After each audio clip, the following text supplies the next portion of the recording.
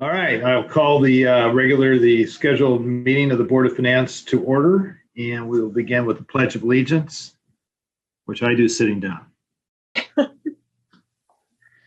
Pledge allegiance to the flag of the United States of America and to the republic for which it stands, one nation, under God, indivisible, with liberty and justice for all.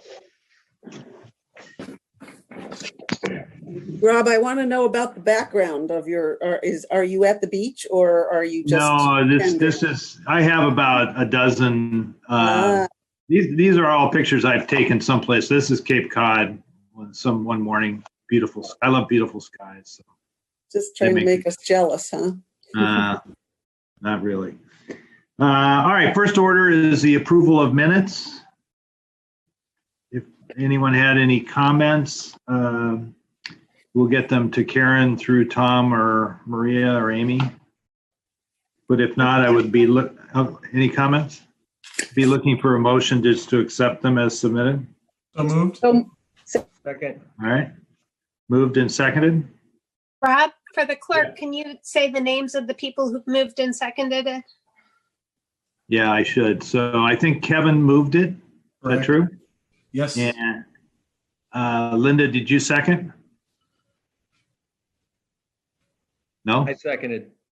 Oh, Derek seconded. All right. But either way, just put them.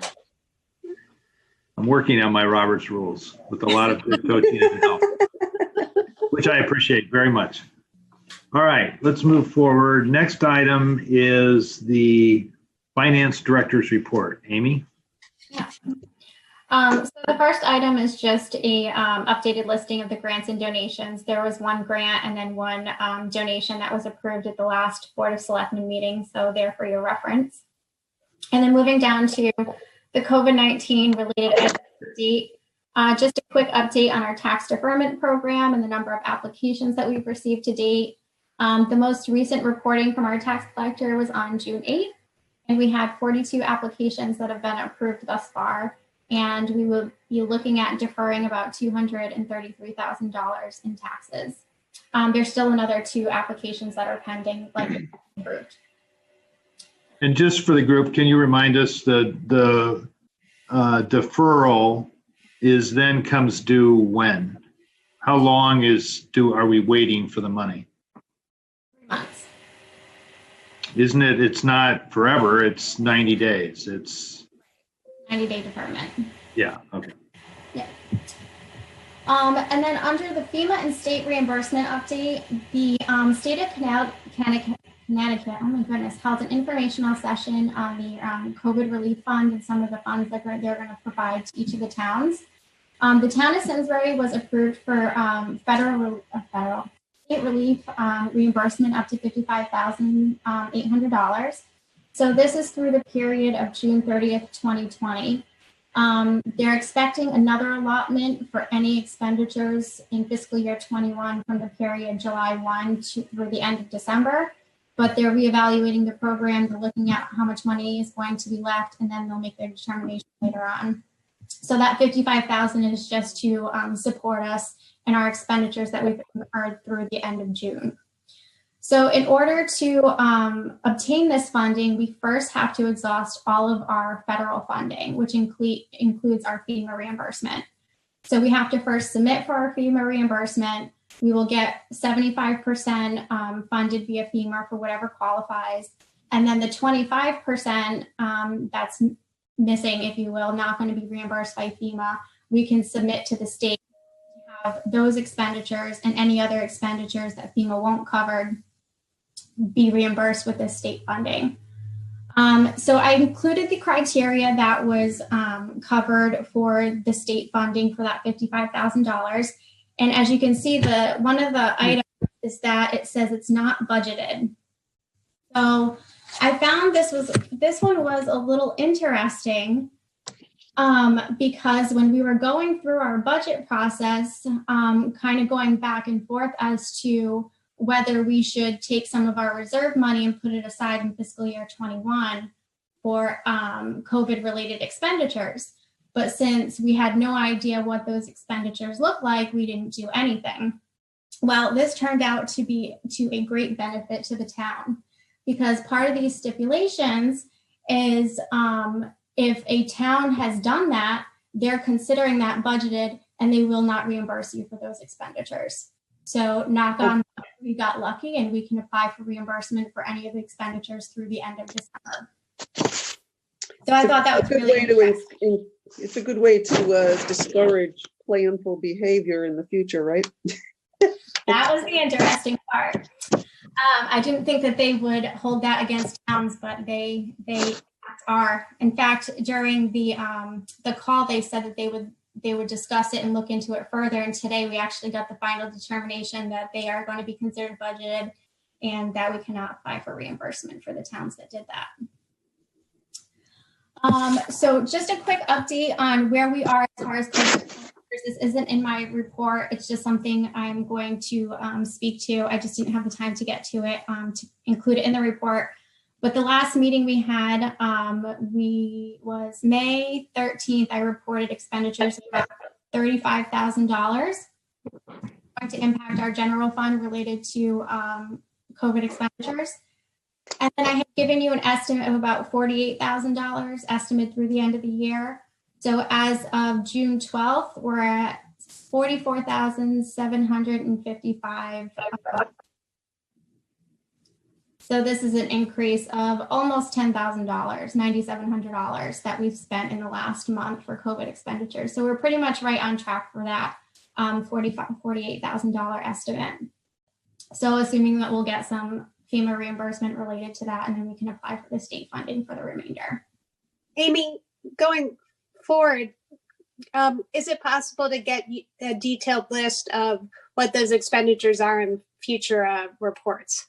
Yeah, I can just include it in the finance director's report going forward. And I think the same chart that we did last time. These are hard dollar. I mean, out of pocket costs for things that we used, like sanitizers and supplies and masks and things like that. Right, exactly. So our PPE supplies, we did some screens to go in between the workstations of, say, like the town clerk's office and the public. We've done touchless soap dispensers, touchless paper dispensers, things of that nature. We've also done a lot of things related to client assistance and the food programs. Those are going to be covered in the special revenue fund, so there's no impact to the general fund. As you can see in the special revenue fund analysis that we'll get to later, they had plenty of funds available for assistance. And it's unlikely that those will be reimbursable anyways, but the special revenue fund was able to accommodate those additional requests for the clients from social services. If there's no other questions on that, moving on to the health insurance stop loss update. This is something that we talked about briefly at the last Board of Finance meeting. Initially during the budget process, we thought we were going to see about a 14% increase in our budgeted stop loss. However, when our benefits consultant went out to bid, our most favorable proposal came in at 27.5% increase. So the board had asked us to follow up to see if CT Prime was one of the vendors that was contacted. So we went back to our benefits consultants, and they had noted that CT Prime uses Anthem, and they had gone directly to Anthem instead of CT Prime. And then I guess we found out subsequently that CT Prime was moving away from Anthem. So our benefits consultant reached back out to CT Prime for a quote, and they came in a slightly higher at an increase of 28.2%. So we're still going to remain with our current vendor at the slight decrease of the 27.5% for fiscal year 21. Amy, what is the increased expenditure translate into dollars from 14% to 27.5? I don't know that offhand, but I can send it to you afterwards. Thank you. We budgeted $600,000. 600. We budgeted $600,000 for stop loss in fiscal year 21. So the increase is $200,000. It could be. I thought it was actually more than that. Let me see. I can pull it up. Maria, do you have a plan for reducing your budget to accommodate this new number? So this is tracked in the health insurance fund. So that's what our 20 to 25% fund balance target is for, exactly things like this. Hold on, let me just pull it up.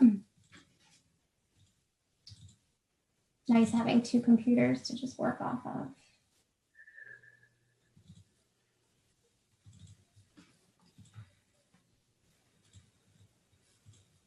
Yeah, so our adopted budget for fiscal year 20 was $539,000 for our stop loss.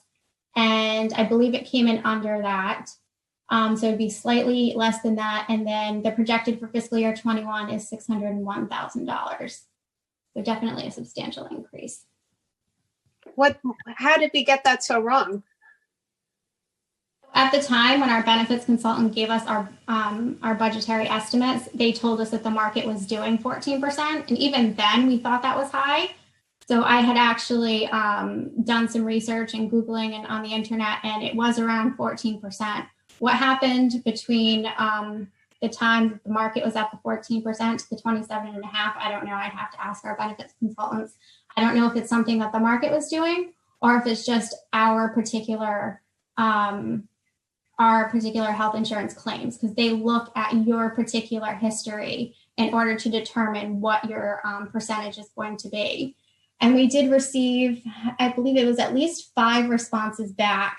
And some of them, the percent increase was less, but they put something on our coverage called a laser, where basically they pick out your high claimants and they know who's going to incur the largest expenditures. And they basically say, okay, well, you need to pay the first $1 million for this person, and then we'll cover them after that, which is not something that you want to see in your fund, especially for volatility.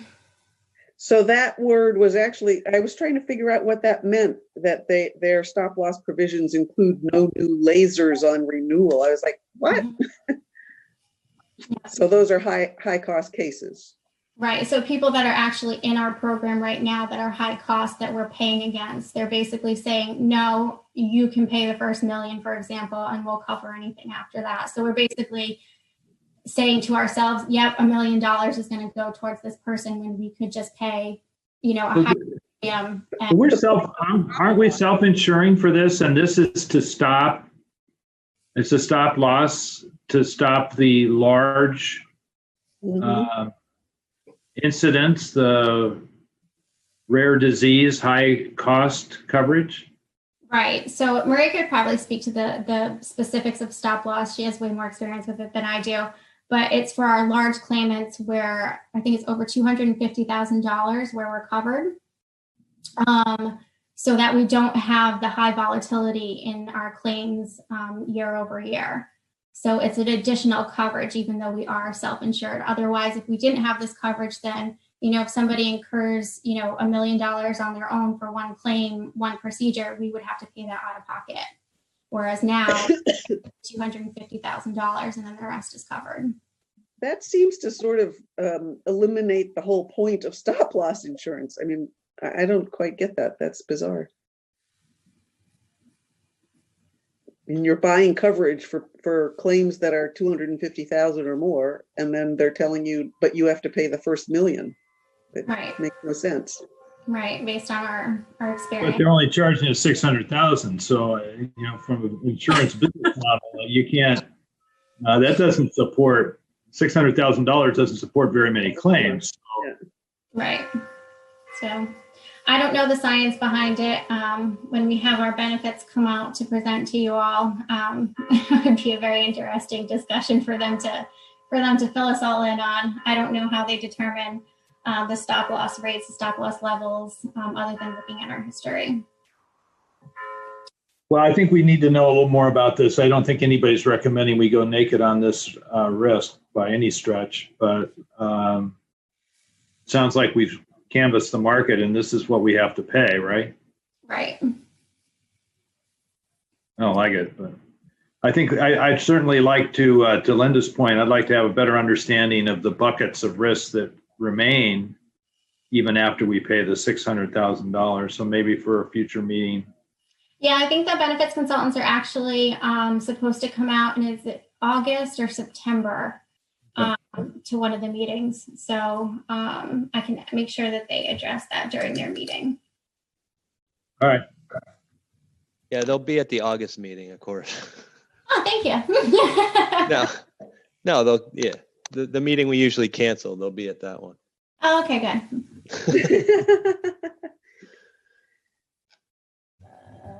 Okay.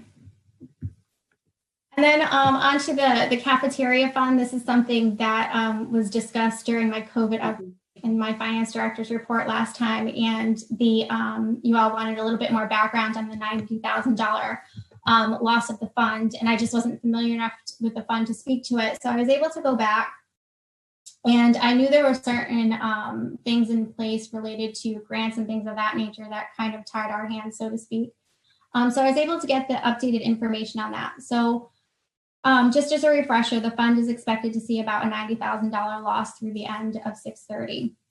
So I went back and I looked at the comparable financial statements that were available. And in this case, it was July through April. And just looking at the revenues, there's about a $35,000 decrease in the advanced meal payments. There was about a $40,000 decrease in a la carte sales. And then there was about a $10,000 decrease in our federal grants funding. So this is about an $85,000 decrease in and of itself. The $10,000, these are some federal grant monies that are used to pay for or help subsidize the free and reduced meal lunch program for families. But since families were no longer having to pay because anything after COVID hit is free to the families, the federal government stopped their funding for the free and reduced program. So then on the expenditure side, we saw that there was a decrease in food costs of about $30,000. So typically offhand, just seeing the volume of the fund, you would think that this would be a greater savings.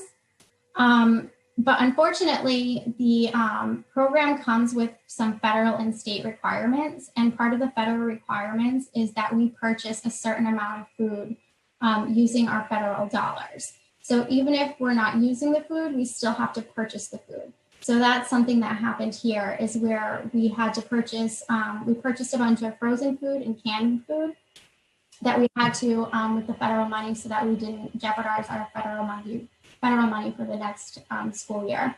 So all the food is going to be stored for use in the next school year. Do you know how much that was, Amy? How much we spent on that food? No, but I can find out.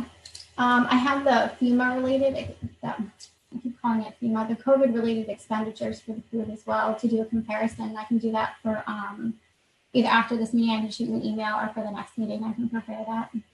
So that should result in a savings in next year's budget for the Board of Ed budget of whatever that amount is, right? Right. Well, my question is, wouldn't the mandate still exist next year such that you're just continually buying food anyway? Good question. Right now, yes. We haven't. So what are we going to do with the food? Because it's going to expire and then we're not going to be able to use it. Good question. We're waiting to hear to see if they're going to make any changes. I know some federal grant programs like IDEA, which is related to the special education, they've made some changes in their programs. We haven't heard about this one yet, so we're still waiting to hear back to see if there will be any contingencies that are made. Well, and you might be able to substitute some of these canned and frozen things for things you would otherwise buy fresh next year, not using federal money. Right. I could certainly talk to the director about that to see if she has any plans. I have a question about the advanced meal payments too. Isn't that should be a net zero game, is it not? How are they making money on that? Well, they're not making money on it, but are they investing it in the meantime, or? No, they're taking it into the fund, and then it gets paid down as the students use it. And then at year end, basically they defer it to the next school year. Or Right. somebody in the school year, a senior thing, or going to another district, then that money will be refunded to the parent. But it's money that they just have in cash flow, that they typically have in cash flow, that right now they don't have in cash flow for this year. Okay. Yeah. So there's an offset on the expense side. Right. Okay. So it looks like about $55,000 of the loss is actually related to COVID in this program. But as you know, there's another $35,000 to go. So the other $35,000 loss related to this program was the minimum wage increase. And I think that started in October. And Maria, you can correct me, I think it went up to $12 for this year. So all of their minimum wage workers had to get that minimum wage increase. And then on top of that, they had to look at the rest of their employees to make sure there were any inequities, and then those salaries were increased if needed as well. So the increase in the minimum wage increase between the actual wage increase and the taxes was another $35,000 that hit this fund this year. And Amy, there was no layoffs of people during, I mean, when all of those cafeteria workers were paid but not working for the whole time? No, they've all been working. So the food program kept going and they've all been working. Well, they've been getting paid. They've been getting paid. Yeah. No, they've been working too. They didn't have anybody that was laid off. But what would they work at if there's no kids going through the cafeteria line? I think they're distributing meals to the Right, but they distributed 40 meals a day, from what I was told. I thought it was more than that. They were doing breakfast and lunch, and the packaging for the families and the making the food, packaging it. I don't know. I just know that nobody was laid off and everybody was working through the COVID. Yeah, if I could just quickly add, I have a little bit more information on that. My understanding is that they were providing the equivalent of several meals a day to 70 different families. So not necessarily just the child in the school, but they were providing meals to the families as well. But it was about 70 households that they were distributing food to several times a week, but the equivalent of a couple of meals every day to use up some of that food so that the cafeteria workers were continuing to work during that period. I'm sorry, and just one other quick statistic, sorry. And so we did expect to see an increase in the town's demand on our food programs once the school program shut down for the summer. And again, we had gone from serving 80 households once a month pre-pandemic to serving about 115 households every 3 weeks. The most recent food distribution that I assisted with yesterday, we served 126 households. So I suspect, again, that school program shutting down, we then saw an even, greater shift onto the town in terms of resources for the food program for the summer. Well, it must be difficult to monitor, but I mean, you could have the same families going to both, correct? Right. In theory, we could have some families utilizing both services, correct? And they come and pick the meals up at the school, I understand? Or do you drive to their houses? No, they go pick them up. They pick them up. Mm-hmm. And I won't belabor the point, but having cafeteria workers from 7 different schools providing 70 families with meals doesn't seem like that would be a full-time job. Linda, I thought that was the federal, that was the state mandate. I thought that was just for the teachers, but that's No. not everybody. No, it was for everybody. Okay, No. well, As far as I know, there was work to keep them busy. So can't fight City Hall. Okay. Well, you can't fight. Are they unionized? I don't think so, actually. And then was there a cap on how much, what was given out? Or was it just whoever needed it got it? As long Whoever as needed it got it. No questions asked. No questions asked. You don't even have to go to the Simsbury schools. You just have to, how do you? No, you had to go to the Simsbury schools or be a family of a student at the Simsbury schools. Anybody outside of that, if you were a resident, would go through social services. But you had to be related to the school in some capacity. Okay, so they were literally checking people off as they were coming in. I don't know if they were checking people off. I think it's just they know. Maybe that's the wrong term, but there was. Yeah, I know what you mean. But yes, there was somebody knowing who was coming to the program. Yes. Okay. And then the last item is the police pension arbitration. I'll have Maria speak to this one because this was all her good work and good doing. This is a long-term savings to the town that she was able to accomplish, and I was not part of this, so I will let her take the tell you about that. Sure. Thanks, Amy. So we have a little bit of an unusual collective bargaining agreement situation with our police union, and that their pension contract is actually separate from the rest of their collective bargaining agreement. So we technically have two collective bargaining agreements with the police union, and one is specific to just their pension plan. And so we had reached an impasse with the police union on pension negotiations some time back, and had gone through an arbitration process with them regarding their pension plans or pension plan at the time. Now it's pension plans, plural. And we received a very favorable result from the panel. We went through the SBMA, which is the State Board of Mediation and Arbitration. It's a 3-member panel. And they did award the town all of our issues, with the exception of one very, very, very minor issue. And they rejected the union's sole proposal. The good news is with the pension changes we had proposed, it will save us about $1 million, estimated, I should say estimated, savings of about $1 million over a 15-year period. And the union proposal that was rejected would have added an additional about $940,000 to the town's budget over a 15-year period. So we dodged that bullet. We don't have that additional cost. And then we also have the savings. Awesome. Yeah, so some good news. Amy, there's nothing in your report from the Board of Ed. Is there a way to get copies of the financial reports you do to the Board of Ed included with your finance report? I think you're doing the finances for the school entirely now, or? Yeah, so that was actually in the last packet, I think, was their most updated quarterly report. I could try to include it with mine, but they like it to go to the Board of Ed prior to coming to the Board of Finance, so I can try to coordinate both of those. And I usually try to get to mine to you as soon as I can, as soon as the month or the quarter, so to speak, is closed. So they don't do monthly reports from you? No. Okay, that's fine. All right. Any other questions on finance director's report? The next up is the approval of tax collector suspense list.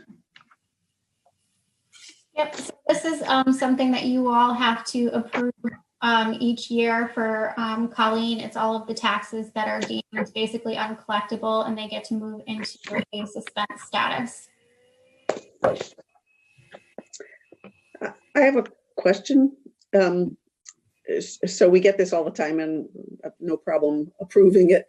I just wonder, like, I always look through this, and when I see the name of somebody that I know who lives here in town, works here in town, I'm sort of curious, you know, do they want help with information about these people, or? So they use a collection agency in addition to a marshal. So even though they're in suspense status and on this listing, they are being actively pursued so that we can attempt to collect the money. And then if you're referring to maybe a person that is maybe not in a good financial position, the tax department does refer them to social services for assistance if they need it. But there's so if we know that some person who works right here in town, practically across the street from you, do they want to know about that information? The tax collector? Yeah. She knows. Don't worry, she knows. All right. And can they garnish somebody's wages?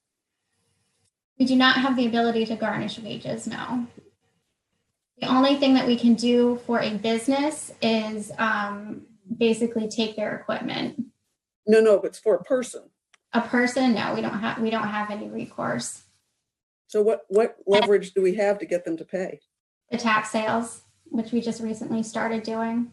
Most of these are property tax or vehicle tax, correct? Right. And Correct. so the town has the effective lien on the property, and the Right. property can't be sold unless the tax is paid. That's our best and only real recourse. I don't think we can sue the individuals or garnish their wages. I don't think we have that power. And I don't think we have the power to take their property either. For a No. business, we can. For an Without individual, going through a we process. cannot. Yeah. Oh, really? Oh, interesting. I just Yeah. missed the last 30 seconds. My Zoom always freezes up on me every 10 minutes. So I don't know what just got said, but you can fill me in later. I'm curious, when we approve this, actually, what are we doing? Are we verifying the authenticity or the accuracy? Is that what our vote is? No, it's just permission to move it into a suspense account. So basically I don't know about the mechanics of it as far as statute go, but basically you're showing the transparency of this is what is deemed uncollectible by the town. So we're verifying, or we're acknowledging that the town has found these to be uncollectible. Is that it? Exactly. So we still pursue collections on them, but they just go into a different status where it's acknowledged, like you said, that these are things that the town is not collecting on. Thank you. Any other questions about the list or the process? So it's our, I guess I'd be looking for a motion to move these accounts to the suspense list effective June 16th to approve the suspense list in the amount of $114,056.60 and authorize tax collector Colleen O'Connor to transfer these accounts to the suspense tax book. So I'll be looking for someone to make that motion. I'll make the motion. All right, Linda Schofield makes the motion, and a second. Kevin will second it. Okay. Kevin seconds it. All in favor say aye. Aye. Any opposed? There being none, we move on. All right. Next up is Special Revenue Fund Review. Well, this one's very exciting. So this is something that the Board of Finance had asked for at their last meeting to just basically give a breakdown of each of the special revenue funds. And basically the purpose of the fund, what goes in and out of the fund, is there any profit generated from the fund, a brief history, financial history on the fund. So as you can see, there are 25 funds included in here and a brief analysis of what the Board of Education has as well. So I'm sure you have all gone through these with a fine-tooth comb. So if you have any questions, I will take those questions, or otherwise you are free to have the intended discussion that you wanted to have on these funds. So at the risk of, I did go through them. Me too. And the kudos have only begun for Amy for this Herculean task and effort. And Lisa, more than anyone, is a huge cheerleader for this because she knows where, well, at least she tried to find where some of these bodies were buried and over a long period of time. So we really appreciate that. But I just had one question just to lead off. Under the library program fund, down at the bottom, there was something about the $47,000 for the reorganization project and to the carpeting project. So is this an example of where the excess is being used for capital that you refer to in several of these, or is that not the case? It's not the excess. They received money from somebody's estate. And so the library board voted to use those funds towards the project. So it would go into the capital fund and then it would be expensed from the capital fund. But I believe this is a project that's already been approved by the board previously. Okay, so this isn't a use of excess going into a capital account. This was a money that came in for a project that's being used for the project, so it stays inside the fund. Is that the right way to say it? Okay.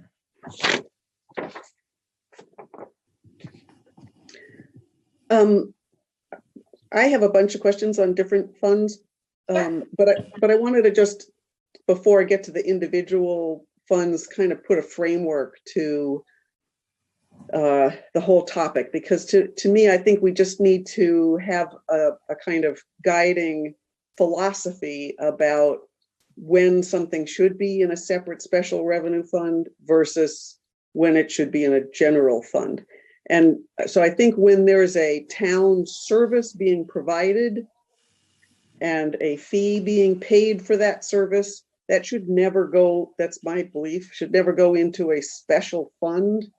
It should go into the general fund. I mean, town services that people pay for, that's general revenue to the town. The second thing that I think is that we want to give the Board of Selectmen as much opportunity to prioritize expenditures amongst competing priorities as possible. And when there's funds that are sequestered and can only be used for certain things, then they don't have the ability to, say, well, wait a minute, something else over here is a higher priority. Let's spend it on that because it's been sequestered. And if that wasn't set up by the donor or by the grant maker, then it doesn't make sense to me that we are separating out and giving preferential treatment to one part of the town over another.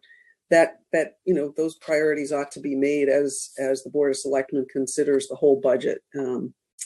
So that's my context for sort of looking through some of these.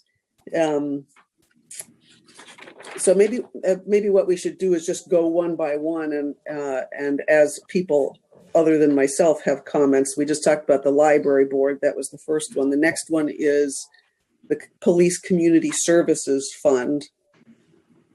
And so here, for example, there is a charge. So if somebody needs a set of fingerprints presumably for a job interview or a security clearance check or something like that, they go to the police department, they get those fingerprints done, they pay a fee. To me, that's like a fishing license or any other, you go to the town, a building fee. Those fees it's a tiny amount of money. I'm not going to light myself on fire just for tiny amounts, but nevertheless, if we're going to follow a set of rules, I'm not sure why that fee gets put into a separate fund. That should just go to the general fund. I certainly understand that if there are donations or grants, that those come with covenants on the money and can only be used for those police kinds of things. But for fingerprint fee, that one doesn't sit right for me. Amy, So do we know the background?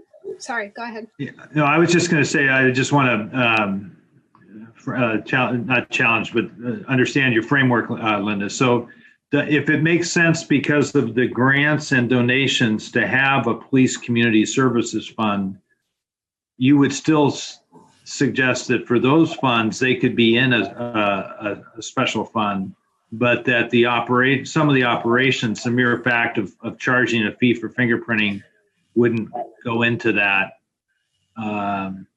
be into this fund. It would be just separate.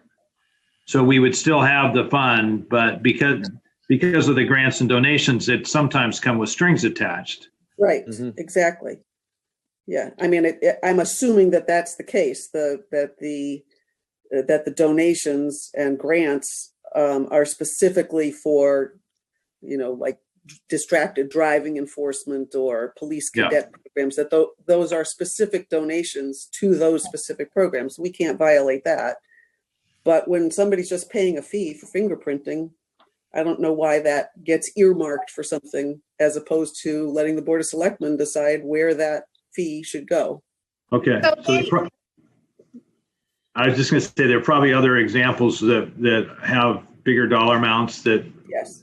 Because the $700 doesn't seem like a huge deal. But you're making the broader point of services and fees. So let's. Right. All right. Yes. I'm sorry, I interrupted you, Lisa, twice. So three times. No worries.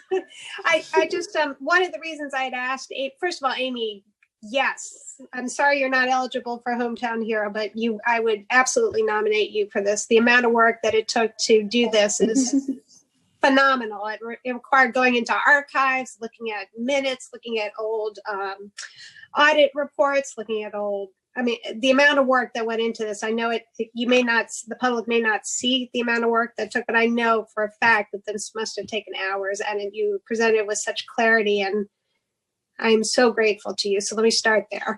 So so thank you. And then on the Police Community Services Fund, one of the reasons why I had asked you, does it have a profit? And for this one, you said there's no profit. So the fees collected, it would seem, are being used for the actual fingerprinting. So there may not be money to go back. When they get the fingerprint, it costs money to the town theoretically because there's no profit, I assume, for paper or for mailing or stuff like that. So those fees are actually used for the services. So there isn't anything to put back. Is that right? Would that be why the fingerprinting is? Yeah, so ironically, the fingerprinting for this one, I don't know. I don't have the history on why it was included with this fund or how it got set up into this fund. Personally, it's not something I would put into this fund either. Right. They're only charging $5 per fingerprint service. So the officer that's doing that, it probably cost us $5 for 30 seconds of their time. So the expenditure. But their salary's already paid. That's different. Yeah. Right, but when you're an accountant, you match revenues with expenditures, and if you're going to appropriately match that revenue, you're going to match it with the expenditure, and the expenditure is reported in the general fund. Yes, and the expenditures of this fund does not list fingerprinting as an expenditure, so it does look Right. like it's profit. Right. I mean, it's not Correct. profit because there is an offsetting expense, but it is not in the right fund to offset the expense. But there's no allocation of that officer's salary to this fund. No. Right. God forbid. No. That would be a horrid waste of time. Right? Oh, there's supplies in their budget that include probably a stamp and some ink, which I don't know what the cost of that All is, right. but it's outside Or of the this. replacement of the fingerprint machine, if it ever came out of here, they could use it for that. I mean, I don't know. I'm guessing. I wasn't here when it happened. All right, so I think we beat this particular aspect up. Let's move on and see what else we see that before we try to figure out whether we need to do anything about it or not. Okay. So anything else on the police community services fund? Police DUI safety fund. So is this fund's closed? Excellent. One less fund. Narcotics Task Force Fund. I just had a question there of why the bulletproof vest grant was in that fund specifically. I mean, it doesn't matter. It's got to go somewhere, but it's These aren't not like they use them only for drug related. No, these are just they're not their regular bulletproof vests. They're I don't know. I was talking to the chief and he described it in a way, and I can't remember what it was, but these are like their ultra heavy duty like bulletproof vests where if they were going to use them, it would be in the type of like narcotics bust situation or Okay. Like a SWAT team situation. Exactly. Oh, God. Yeah. Let's hope we don't do any of those. So that's why they track it there. Gotcha. Okay. Let's look at the DARE program next. So do we ever get rid of this 1243, or is this one of the ones, there were several of these where we probably spent the money, but if we close it, the state may come back and ask for the money? Yeah. Is that one of these? That's not one of these. So, although, I mean, we may have spent it, but this is not a reimbursement grant. This is just funding that the state is giving to the town. It dates back so far and the amount is so little that my recommendation would be, since it's a drug-related program and the Narcotics Task Force supports drug education as well as supplies for Narcotics Task Force funding, it's just my recommendation to move this money into that fund and use it for drug education. So it's still used within the purpose of why the money was given to us, and it closes out the fund. Good idea. All right, so we're not going to do that tonight, but you're going to make a list of these things to do, and we'll take care of them all at once. All Part right. of your year-end transfer requests, yeah. Excellent. All right, police block grant. I had a question about this one. Again, it's a small amount that is the same amount for 4 years running. So obviously this is kind of a defunct, and you've talked about closing out the fund. But given that it talks about that the purpose is for hiring and training new additional law enforcement officers. Mhm. Couldn't we put this in to offset the first year costs of the new deputy? Is that what he is? Deputy chief or whatever it is that we approved to hire? So Kind a of seems block to fit. grant, yeah, so a block grant, this might have come from the state, but it was originally came from the federal government. So Yes. the federal government passes it through the state, and then we get it.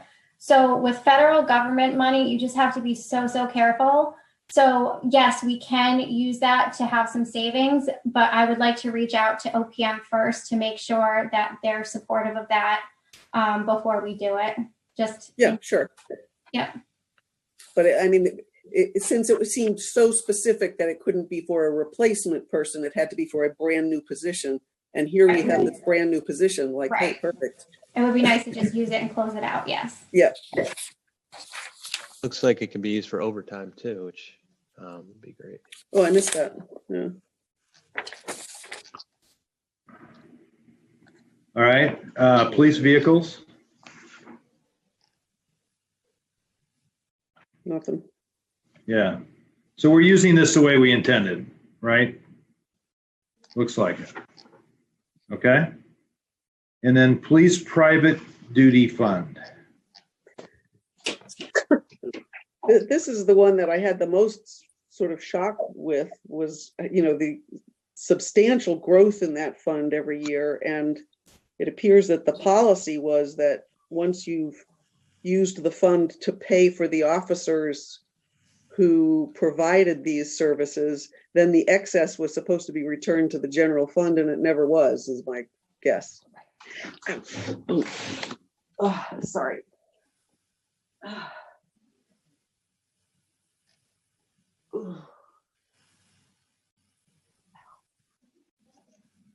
Is Linda okay?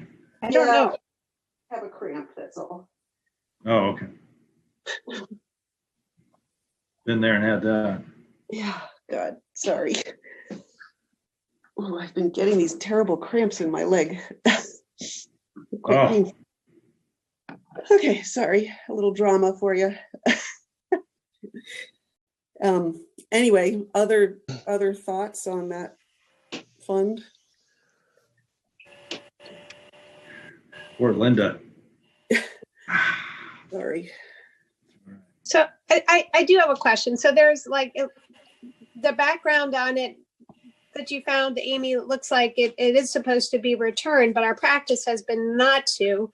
So does this need to go to the Board of Selectmen and the Police Commission to sort of think about what policy we want to have on that, number one? Two, this is quite a healthy balance, and that's one of the concerns with special revenue funds we have. We don't want them to be developed because that means we're using general fund taxable money when we have an option of using non-taxable money, like a fund money, to reduce costs for some of our residents. So I know there was some talk at the Board of Selectmen meeting, I think possibly, about using some future funds for police cameras purchase that are planned for next year to use this fund. Maria, if you want to go into that. But to Linda's point, is that the top priority for the Board of Selectmen? How do we allocate that, and what is the best way? Should this be a fund where the profits are used by the police, or should it go back to the general fund? And what was the purpose of the fund? And So this is, practice? I'm getting real Not hearing. here for everybody. I don't know whether other, we need a more robust internet in town. Let's There you go. redirect. I think you need some more bandwidth too, Rob, because you're breaking up. Yes. You're breaking up, Is there- Rob. You're freezing, I think. I'm not sure. Yeah, that happens to me a lot too. Yeah, I'm sorry, maybe.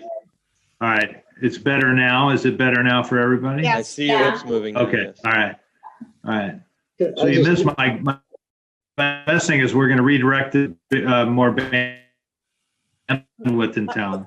That's what we Liz, need, but faster internet. So in essence here, are we renting out police officers at a higher price than we pay them in Yeah. overtime? Yes. Yeah. So, well, And so the police get to use the profit. Well, can I just This ask? is not working right now. So I'm Rob? completely frozen out. Yeah, I'm completely frozen out. I'm sorry, Art. Okay, if you can hear me, at the bottom of the page, says future staff would like to discuss the proposed use of this fund with the board finance next meeting in July 21, 2020. Does anybody know what they want to talk to us about? Well, we're staff, so I can tell you what we want to talk to you about. So, in finding the original source of these funds, staff was surprised as well that it was supposed to be returned to the general fund, just because we just didn't have the knowledge that this was supposed to happen. But we think this would be like a really good opportunity to use it for some equipment purchases along the way, but we just kind of need some time to facilitate that plan, see how it would work out, and give you a comprehensive plan to look at instead of me just mumbling about an idea of something. So since the Board of Finance has the ability to amend a fund and what it's used for, we'd kind of like to bring you a proposal as to what we think it could be used for in July, and see what you all think of that proposal. Amy, is that for this fund alone or for others as well? Just this one. Okay, thank you. Mhm. And then just a quick question on the expenditure side. It says police admin vehicles and outfitting expenditures. And then if you look down, it's a little bit different in the description. It's small equipment / vehicle maintenance. It seems like that varies widely. And what I guess what I would want to know is, does that include the purchase of a vehicle? And if so, what kind of vehicle outside of, your traditional police car? It does. So it's not the patrol cars. It's the admin vehicles that like our chief uses, our detectives, our lieutenants. It's those vehicles. Okay. So these are the ones that are captured in our capital plan prior to fiscal year 19, 18. I'm not sure what those vehicles were, but anytime we purchase a piece of capital out of this fund, we transfer the money into the capital fund. So you all already approved the capital expenditures associated with these dollars. Yeah, I guess the concern I have, well, twofold. One is, we've been violating the policy for some years. And so, I mean, it's one thing to make a new policy for going forward, but it's a different thing to say, oh, look, we got all this money and we can spend it. And only in a narrow way, which is only for the police. And that's what I was saying earlier, that, when there's a town service that people have paid for, that should go to the general fund so that more than just one narrow part of the town bureaucracy has a shot at using that money. I mean, there may be a time at some other point in history or the future where what's really needed is not something capital-wise for the police, but for, who knows, the library, the senior center, the whatever, and you wouldn't be able to access that money because it's tied up and only can be used for the police. And I just don't think that makes sense going forward or going backwards. But I mean, bring us your proposal and we'll talk about it in July. So just a quick thing to that, but yes, I would ask that you just let us bring the proposal and then have the discussion. But if you needed to use it in a different area, you could always say reduce the police budget and then transfer money from this fund to cover the police budget and then use those savings in another department. So even though it's allocated, that's a bigger deal. There are ways to use this fund for other departments. But yes, I would request that you listen to the proposal and then have a discussion about it. Okay. All right. Social services program. I just noted that the significant increase in donations, I suspect that has something to do with the COVID-19 and Sure does. the recession and everybody's awareness of the hardships for unemployed people in our town and the like. So that's good. So I had a question there, sort of the opposite of my normal questions is why aren't we spending more money? Our total expenditures are fairly low at a time of, grave disastrous things going on and lots of donations. And why aren't we spending more money?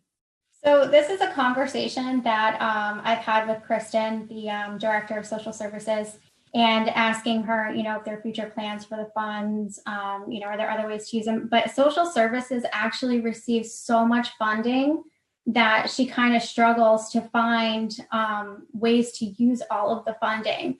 So one of the things that she's going to look at going forward is revising some of their policies on what assistance can be provided to the residents.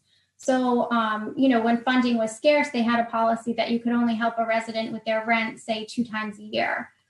Is there a way to expand these policies so that they are giving more assistance to residents during the year? So that is something that she's working on, and she's very aware that she has a lot of money that she could be utilizing. So this is a work in progress. Yeah, maybe some of the families that are seeking tax deferrals are some of the families that she ought to be focusing on, because obviously they need money. Mm-hmm. Well, are they back? Are they holding on to it? Kind of a invoicing, or the emergency shelter and utility really stand out as. I'm just wondering if are we awaiting a wave of kind of reimbursements? No, it's just she just hasn't been able to spend the money in accordance with her policies without violating her policy. So just evaluating, the money that's coming in. They weren't getting this much money years ago. And so those policies were developed. And now as time goes on, they're getting so much more money that the policies haven't really kept up with the amount of money that they're getting and what they can actually spend on their clients. Okay. Amy, when you say her policies, do you mean the Board of Selectmen or the Welfare Committee's policies? I assume there's an oversight board that helps determine these policies. Yeah, I'm honestly not sure. I don't know if Maria knows on who sets policies related to how much residents can receive. That's a good question.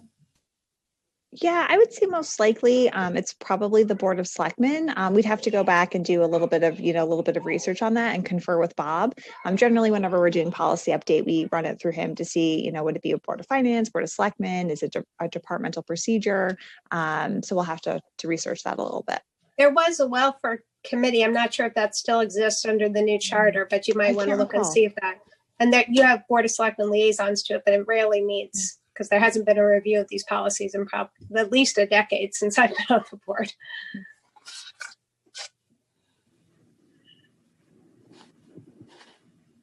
And then there's just a 10,000 gap in the back to school. Again, I don't know the program, so I won't belabor the point. There's huge differences here between 19. Right. Yes. Yeah, something's. And then so I'm moving on to the Community Development Grant Fund. It looks like this money is going to have to go back to the state. Yes. So this was grant money that was received back in the 80s for some housing rehabilitation projects in the area of Terriffill.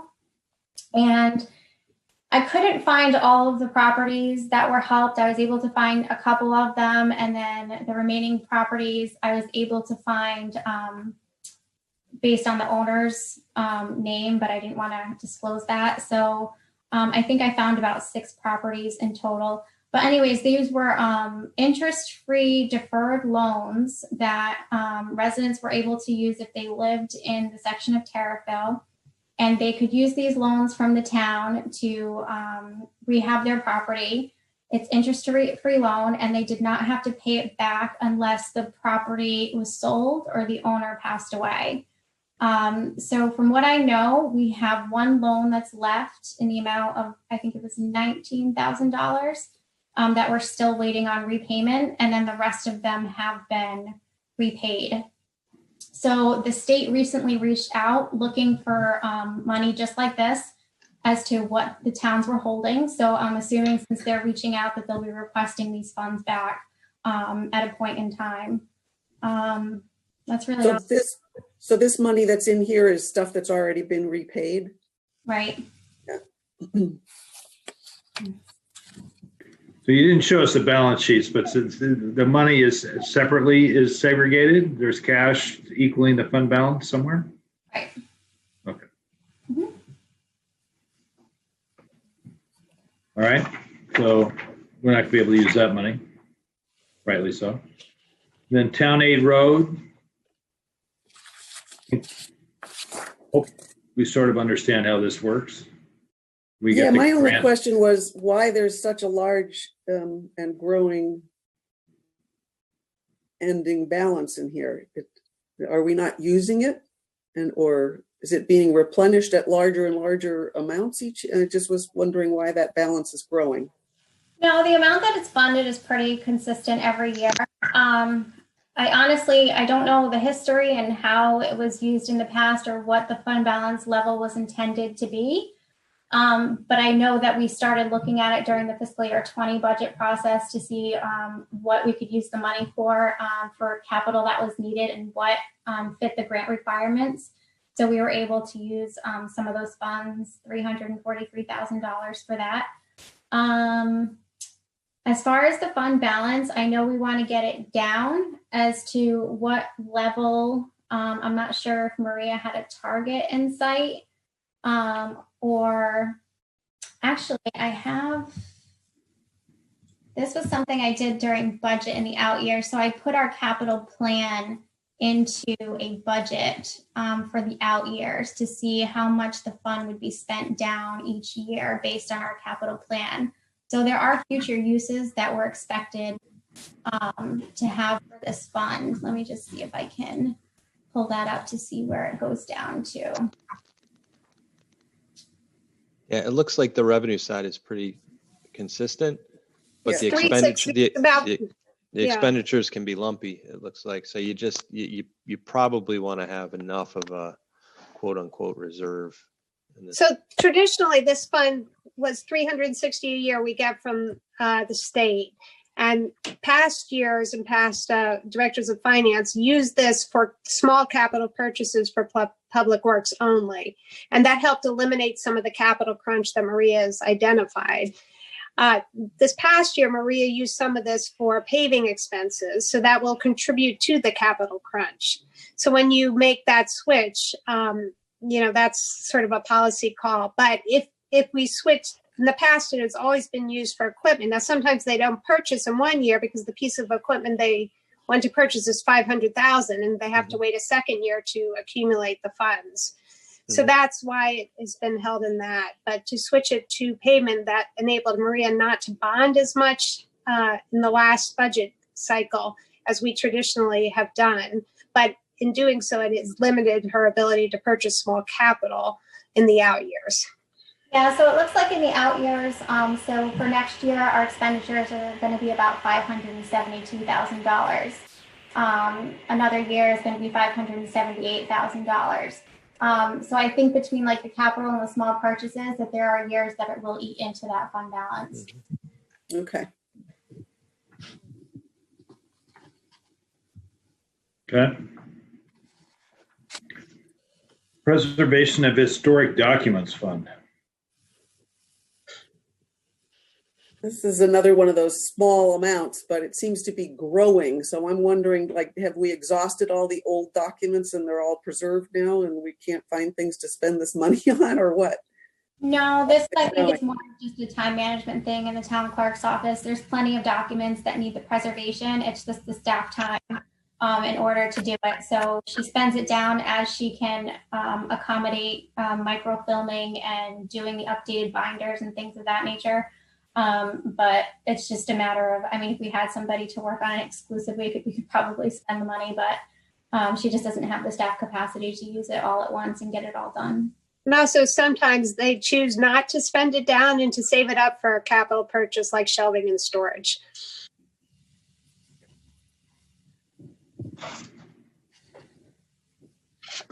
Okay.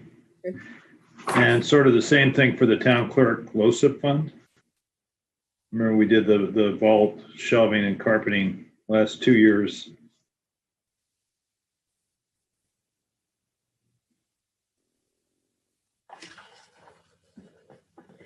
So who decides? Is it the Board of Selectmen decides what projects get paid for out of this fund?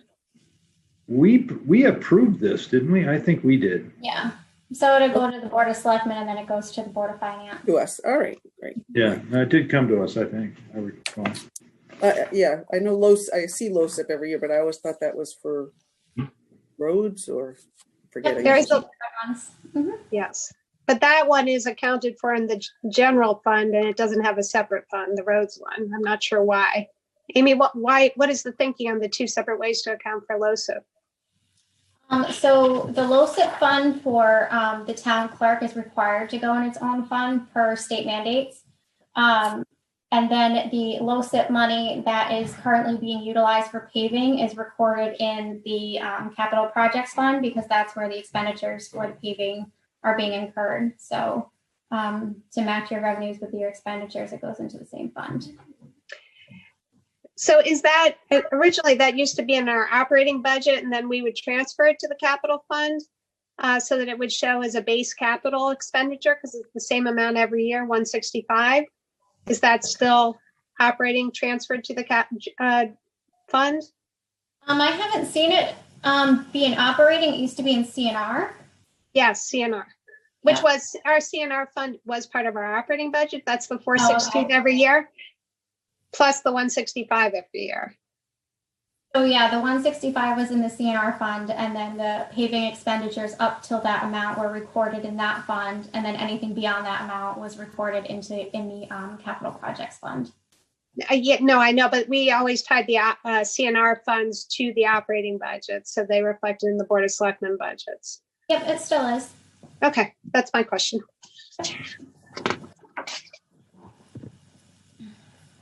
All right, Eno Memorial Hall Fund.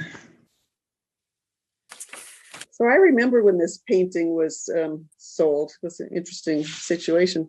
I'm just wondering, there was a policy that must have been adopted by the Board of Selectmen, maybe, to only use the earnings off of the principal. Mhm. But could that policy be changed by the current Board of Selectmen or whoever, whichever body made that policy? Because the amount of interest you're getting is, pretty small, tiny amount. I'm not sure it's worth keeping this fund going and all of the accounting that goes along with it. What are you going to spend $659 on? Right. So that policy, I think, was approved by the Board of Selectmen and the Board of Finance. And when that policy was created, you're right, it was supposed to be for use of interest only, and the principal wasn't supposed to be touched. But as you can see, actually, no, you can't see, it's before that, there was $200,000 used in fiscal year 08 out of this fund, which was against the policy, therefore reducing the interest income that's going to be earned each year. So this is probably one that the Board of Finance might want to take a look at, since you are the authority to amend the use of these funds and see if it is worthwhile going forward to keep it the way it is or to make any adjustments. Yeah, seems to me that it would make sense to just use it to do something at Eno Hall or wherever, is an appropriate place to use it and close it out. Amy, it would be helpful to get staff recommendation on that fund as well when you come to us with the other one. Okay. It seems like it might be a little bit of a headache to try and find the lost $200,000, but it's just piques my interest a little bit. I know, me too. I want to I do missed that. We'll have to ask Mona. She'll probably know. Nothing necessary. Okay. Mm-hmm. Field Recreation Fund. Is this like for the soccer fields? Mm-hmm. Yep, all the athletic fields. Every time we we rent a field, we get a fee that goes into this fund. And then Right, we just the- use the money to pay. cost of maintaining those fields. Or a portion. doesn't Are pay- these all of the costs to maintain those fields No, listed These here? are only just a portion. And how are those allocated? Which costs go into this fund? Yeah. So there was a policy on this, and it can only be used for ground maintenance, line painting, field marking, trash removal, and water and power. And then certain supplies or contractual services. So the funds are used in accordance with the policy. And then if anything is needed above and beyond that, it has to come out of the general fund. So is this similar to what we were talking about earlier that Linda asked? If these are town-owned properties, why wouldn't all the money go into the general fund and all the expenses go into the general fund for property owned by the town? I do not know. I'm trying to get the why. Trying to understand the why. So I like to find the why too, and the purpose of the funds, but the minutes were not that detailed, so I did not find the why. But it's up for. I think I was on the board when we did this, although I can't remember. And I think it was just, we weren't charging anything. And the idea was that those who use the fields more than the general population should contribute in part to the use of those fields, I think was the thinking back then, but I can't remember. And the Parks and Rec director is the one that's allocating the time for the fields. And so he's Yeah. responsible for making sure that if it's a town, if the high school baseball team has a game and they want to rent it for softball, that all gets done and gets charged. Does this make But sense? did I hear you say though, it really only covers a portion of the Yes. cost of maintaining? Of the And expense. is there ever a discussion about, well, geez, it's time to, I mean, just as we do with Simsbury Farms, that, hey, wait a minute, it's time to raise the fees because it's not covering the costs? I mean, to me, it Yes. makes sense. You might want that as a separate fund so that you can do that analysis. But if it's not resulting in that discussion, then I'm with Rob and just throw it in the general fund. No, that is an annual discussion that they have. The Parks and Rec Commission determines the fees. Okay. I don't have a big problem with them. Okay, expanded dial-a-ride fund. We're getting down to the end, aren't we? Another one. I just again had the question, why is this fund balance growing? So I don't really know if I have a good answer for this one. So the grant money that was used for our dial-a-ride program was going into here. And then the expenditures associated with the dial-a-ride, the enhanced dial-a-ride would go into here along with our past revenue. I don't know the intent of the fund with the previous social services director or how that came to be, but I know our current social services director is utilizing these funds to buy or to do bus replacements. They actually needed one this year that they're getting a grant for, and this fund is going to pay for a part of that grant. I think $15,000 of it. And then she'd like to do it again next year to kind of bring down this balance. And then each year it'll build up so that they can get on a regular replacement schedule with their enhanced dial-a-ride buses. So, but that's the kind of thing that I was addressing before, that, I mean, we should be replacing those buses, yes, but out of the general fund. I mean, and it sounds like you've put the grant now in the general fund and it's just the $25 fee that's going into here. We could put everything in the general fund, and that way you and the Board of Selectmen and we can prioritize, well, is the most important thing this year a dial-a-ride bus, or is a police chief car, or some other thing more important? If it's all in these segregated funds, that takes away their ability to compare competing priorities. Yeah, I mean, that's definitely a discussion you all can have. I would like to have that discussion as well regarding the expanded dial-a-ride. Next. Yeah, I lied. We're not getting down near the end. That's why we got to move, Rob. Come on. Yeah, 7:00. Maybe we could generalize this just to the situation that you talked about, the reimbursement funds, Amy, where we have a balance and we don't know if we really can give the money back. Do you want to speak to those, or? Yeah, so there were a couple funds where we received money from the state, but they were not for reimbursement grants. So the state just gave us the money, and then we used it for it. We were supposed to use it for its intended purpose. And then typically in the grant agreements is anything that we don't use is supposed to be returned to the state. So the history I can't seem to get from the GL just because it just doesn't go back far enough. So in some of these cases, I don't know if the money was spent and miscoded to an incorrect fund, or if the money just wasn't spent. So there's always the risk that these funds would have to go back to their original source. So I would just reach out to the grant agency to make sure that we're free and clear to take those money into the general fund or spend it or whatever we can do. We just need permission to do it. And then there are some other funds where we don't get the money unless we spend the money. So we have to show them proof that we incurred the expenditures. So those grants are a little bit easier because we know if we have the money, we know we already spent it, and chances are, well, not chances, more likely than not, it was just a coding error and it was incurred in the wrong fund, and then the money just ended up in that fund. So that's easy enough. We can just close out those monies to the general fund or capital or whatever you all decide to do with it at the year end.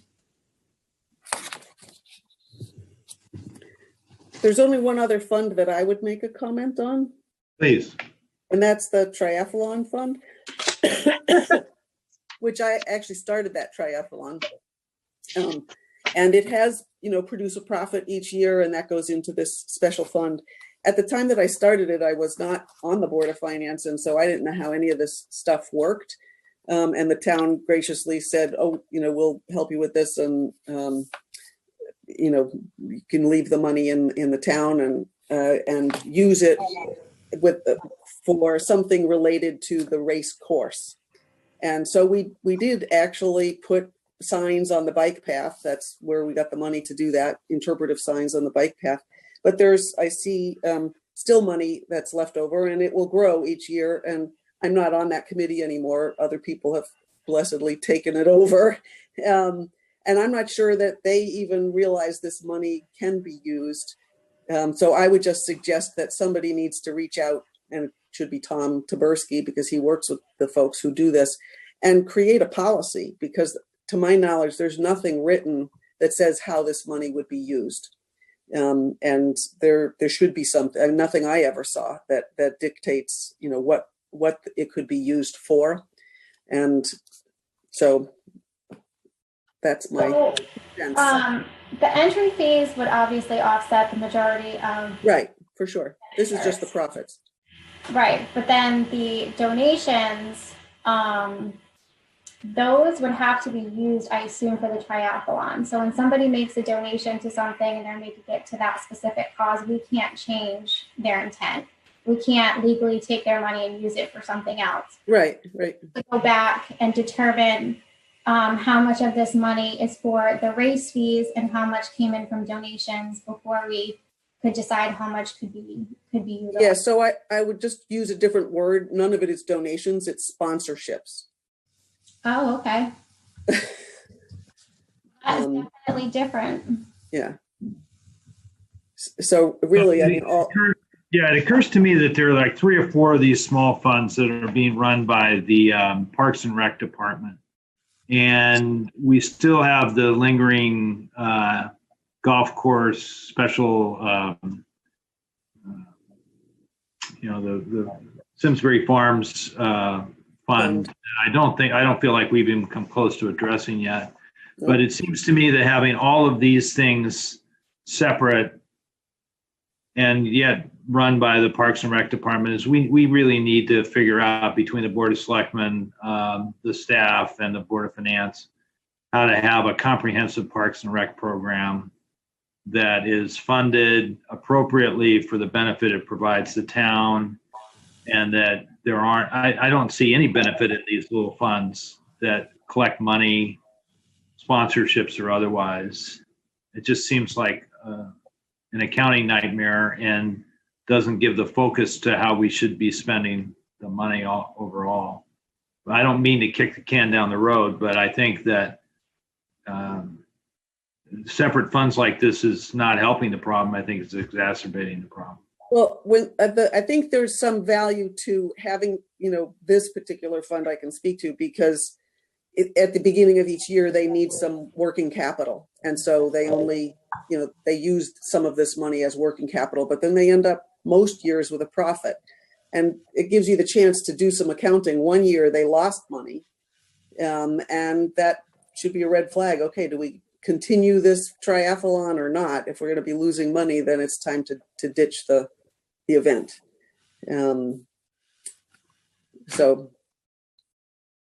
But it's building up. It has a surplus most years, and so what do you do with it? And then I have one final comment. First of all, thank you, Linda, for starting that. It's a great race. But Amy, one thing we didn't do in this review is look at the trust funds. And if you could just speak to what the trust funds are, why we're not involved with them. We don't approve them. We don't budget for them. We don't authorize the spend.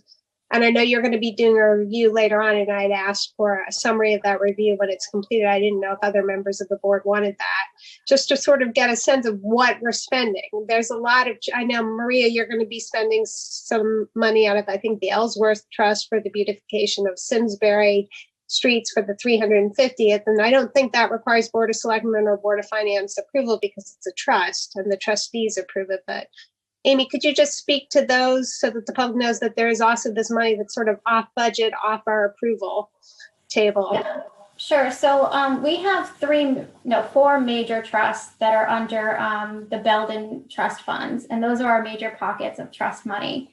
And these were funds that were left to us for specific purposes. Two of them are used for the social services department to help clients in need, and the residents that left us this money included it for very particular usage. There was another one, money was left to us where it can be used to help do renovations or maintenance or capital needs over at Memorial Hall. And then the other fund is, it can be used for public works. Right now we use it for putting in guardrails. So when the individuals passed away, they appointed trustees to their estate, and those trustees are responsible for making sure that these funds are spent in accordance with the donor's wishes. So all of the expenditures that come out of these funds go through the trustees actually during our regular budget process. Maybe it's a little bit after, right towards the end. And we bring the budgets to them for approval and they say yay or nay. But just like there's very specific ways that this money can be used, they also had very specific requirements for their trustees. One of them has it so that the trustee cannot be a woman. It has to be a man. And ironically, it was a woman that donated these funds. But she wanted a man to be the one to say how it's spent. So the trustees are picked off of the donor's wishes, and each year we get together and then they make the determination on, we ask them what we would like to spend the money on, and then they say yay or nay based on the donor's wishes.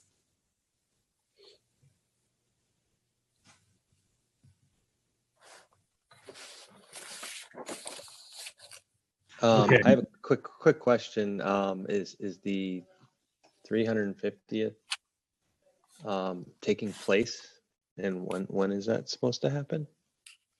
Maria has more information on that, but from what I can gather, some things have been postponed, but I will let Maria take that one.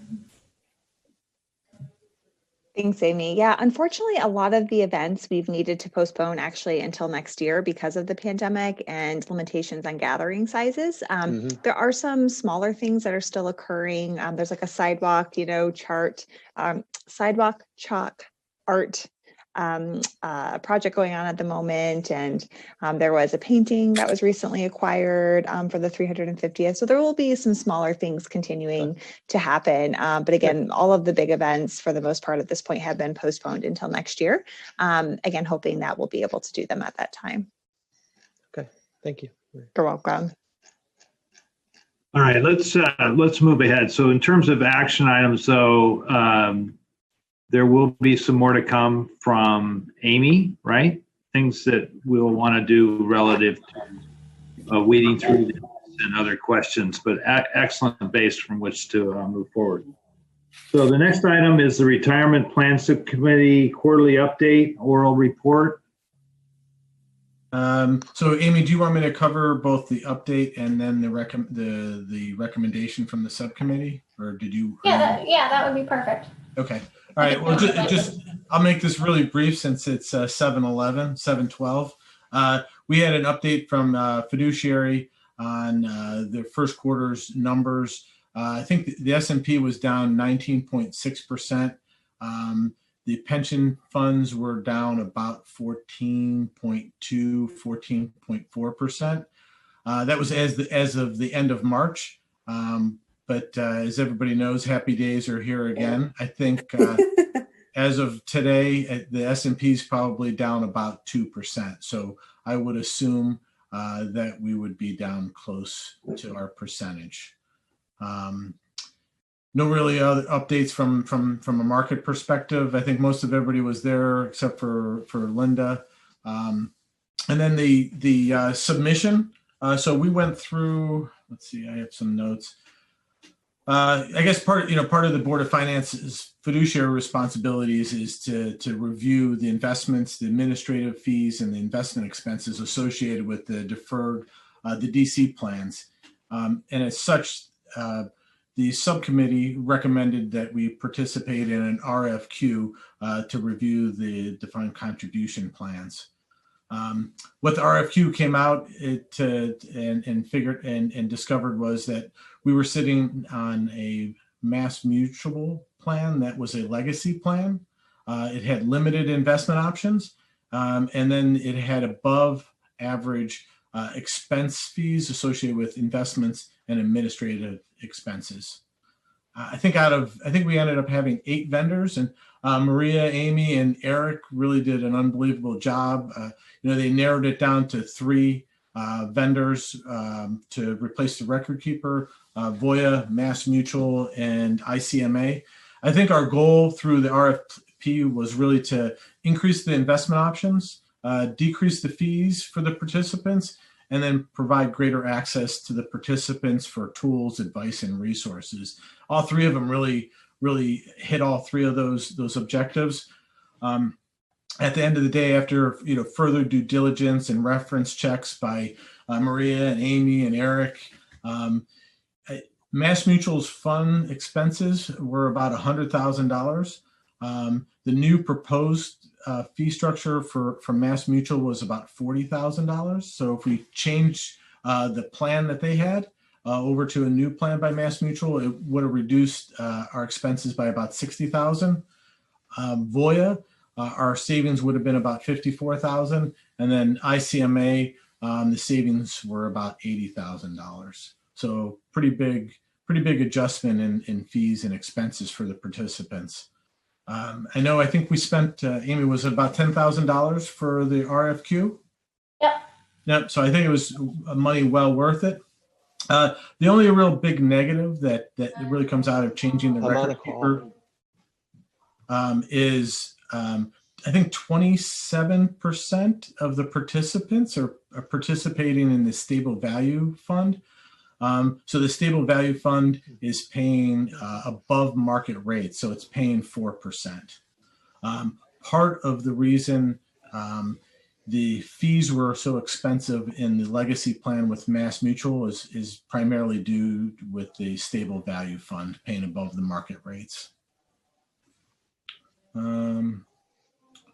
So the subcommittee had the recommendation had the recommendation to recommend changing the record keepers to ICMA. I think that's it. I know we had the timeline. If you wanted to just show them the timeline, that's the timeline. So if I think it's on page of our packet, it's page 52. The only thing that I'd like to change with the timeline would be that fiduciary is supposed to present the investment recommendations to the subcommittee. I'd like to have that done in July and August, and then the subcommittee can then turn around and recommend those investments to the Board of Finance. So just to put a fine, make sure everybody understands that the selection of the processor is in essence that switching from MassMutual means there will be a change in the investment options available. But we made that decision when we decided to go out and look for the others. There will be a subsequent meeting in which the subcommittee and the Board of Finance will look at the investment offerings, correct, and reaffirm what the investment options will be. That is correct. But if you were invested in one of the previously offered plans, including this 4% stable value fund, when we make the switch, it will not be available anymore. That is correct. I have a follow-up question for the record so that we can meet our fiduciary duty. And this is being recommended by Maria or by Amy or by our fiduciary? First question. So the recommendation came from fiduciary to choose ICMA. The retirement subcommittee accepted their recommendation and moved it forward. Thank you. First of all, thank you for your work on this, Kevin. Really appreciate it. So for the record, how is eliminating the 4% stable value fund in the best interest of the plan participants, given that it's a guaranteed 4% in a 1% to 2% world? And should we be taking this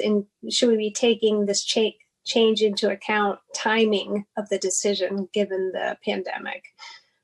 Yeah, I mean, I think we're meeting our fiduciary responsibilities and looking at overall expenses associated with the plan. So if we're reducing the expenses by about $80,000 per year, we're satisfying our fiduciary responsibilities. Okay, and then the second question. I would just piggyback that and say that any new participants do not have access to that fund. So therefore, some people are paying a higher expense load for others to participate in a higher return, which is not, we would not be acting, in my opinion, as a fiduciary if we allowed that to continue. Perfect. So the 80,000, can I just clarify that the $80,000 savings actually gets passed on to the pensioners? It comes out, right, they're getting hit with higher than above fees, so their returns would be higher. So the savings goes back to them. Okay, I get it. Savings is all for the participants. The town doesn't see any of it. Okay, thanks.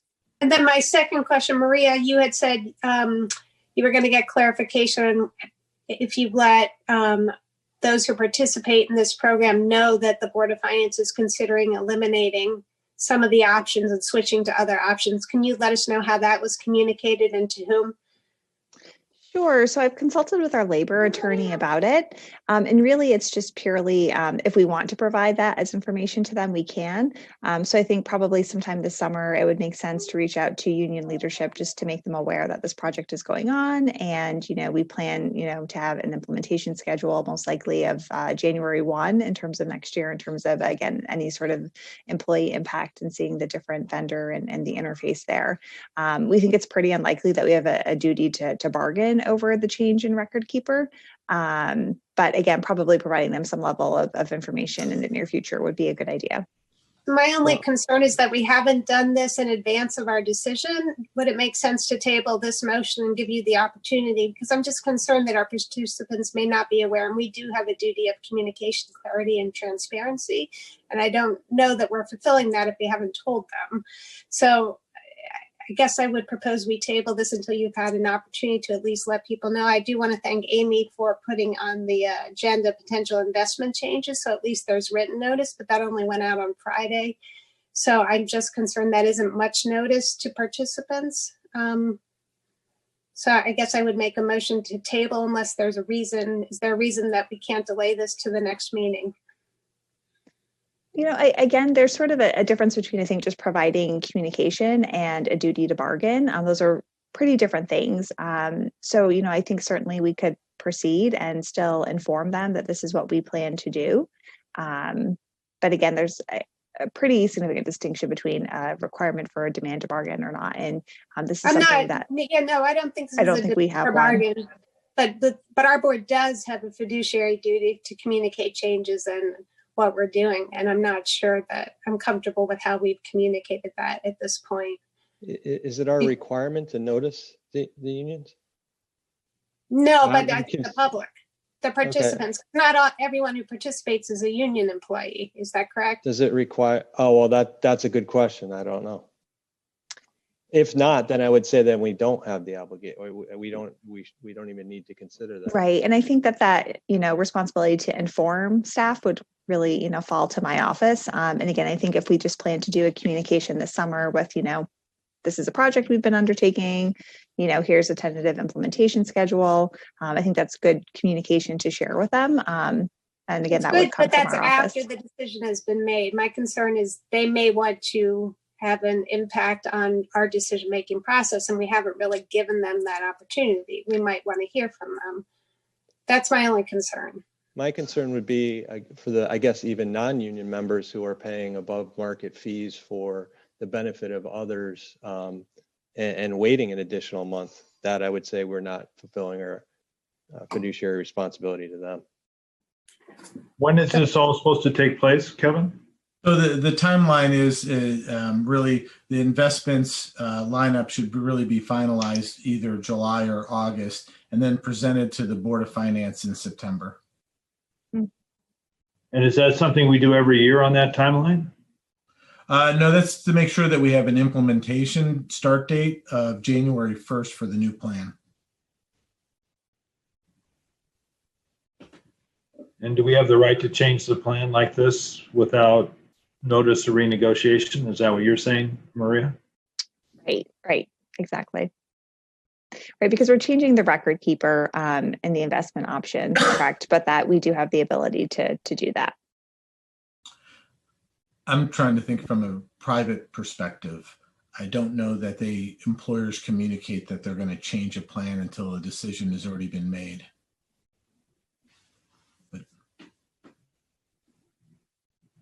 I just think in the interest of transparency, it's always good to communicate. Can we meet the timeline if we do this at our next meeting? I guess that's the question. We can still keep working on it. And again, I've made a commitment that I'll notify them this summer, so I can certainly do that before the next meeting. Well, I don't want to defer the decision tonight to the next meeting and then still not have the communication have happened. So if we're going to defer, it would be to do it based on staff's, assertion that you're going to do the communication before we have our next meeting and take the action. Is that reasonable to ask? Yeah. I'll make it happen before the next meeting. And again, my communication would be to the union leadership.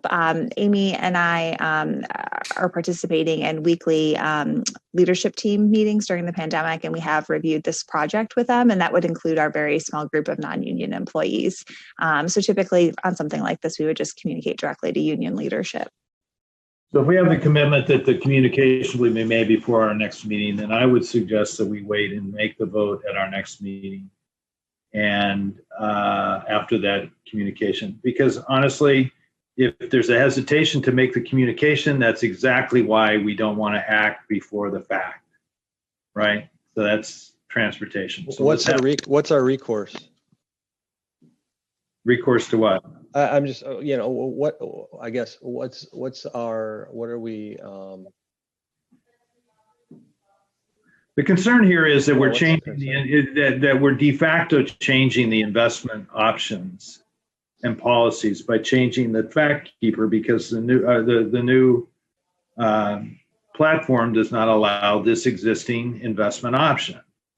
And so to be sure people understand that when we take this action of changing the record keeper, we're taking the important other action, which is to change the available investment options. And if we're not concerned about it, then let's communicate it, and then we'll do it and we'll move on. Okay, I guess my only request then would be that not only are the union leaders notified, but the people, even though a small number of non-union affected beneficiaries are also noticed. Yeah, I think the employees that are in any of the plans should be notified that the record keeper is going to be changed, and that the stable, it's not just the union members that have the stable value fund. No, I understand that, but Maria had mentioned that she was going to notify the union leaders, and then through that, the non-union members would hear. I just want to make sure that happens. Yeah, no, so Amy and I have already, informed the leadership team, which includes the non-union members. It's a very small group of about 11 people, including myself. So they are aware of this project. Great. Yeah. And are there retired people who aren't with the town anymore who this will impact? I mean, Lisa, that could be so far reaching because we have hundreds of people literally in this. And typically, we would communicate the change after it's happened. So you could have retirees, you could have people what are called orphaned accounts. So that could be somebody who has resigned from service, but they're not yet retirement eligible. Perhaps they're with another employer, they've orphaned their funds. So typically, you're going to have your active participants, you're going to have retirees who are drawing a benefit off of their plan, or you may have people who have orphaned their funds there simply because they're just maybe, again, not yet eligible to collect and they've gone on to other employment. But I just don't have that number off the top of my head, but I think my recollection is the numbers in the hundreds. So I just want to say for the record, I am in favor of the recommendation. I think you've done a great job, Kevin, in explaining the rational basis for it. I think we have an obligation to over communicate what we're doing, and the past communications have just been it's administrative change. And Kevin, you did a great job explaining to me that actually it's also a substantive change, and I do appreciate you giving that. But that was even lost on me initially, so it may be lost on others. Can I ask Lisa because it seems like we do have plenty of time over the summer, what damage you think might be done if we do proceed without tabling this to the next meeting, as your motion had suggested? What do you think? My concern is the 4% fund. That is a tremendous value to some people. But I understand the cost is prohibitive, and that's the reason for the recommendation. Is your motion still standing? It is, but it has not been seconded. Well, that's all right. I second the motion. I think this ought to be debated because I think it makes sense.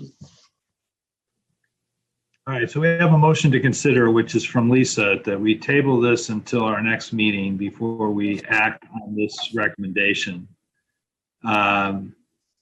Is there any discussion, and it's been seconded by Art, is there any discussion about the conditions or what has to happen between now and the next meeting, in which case we would then move ahead and proceed?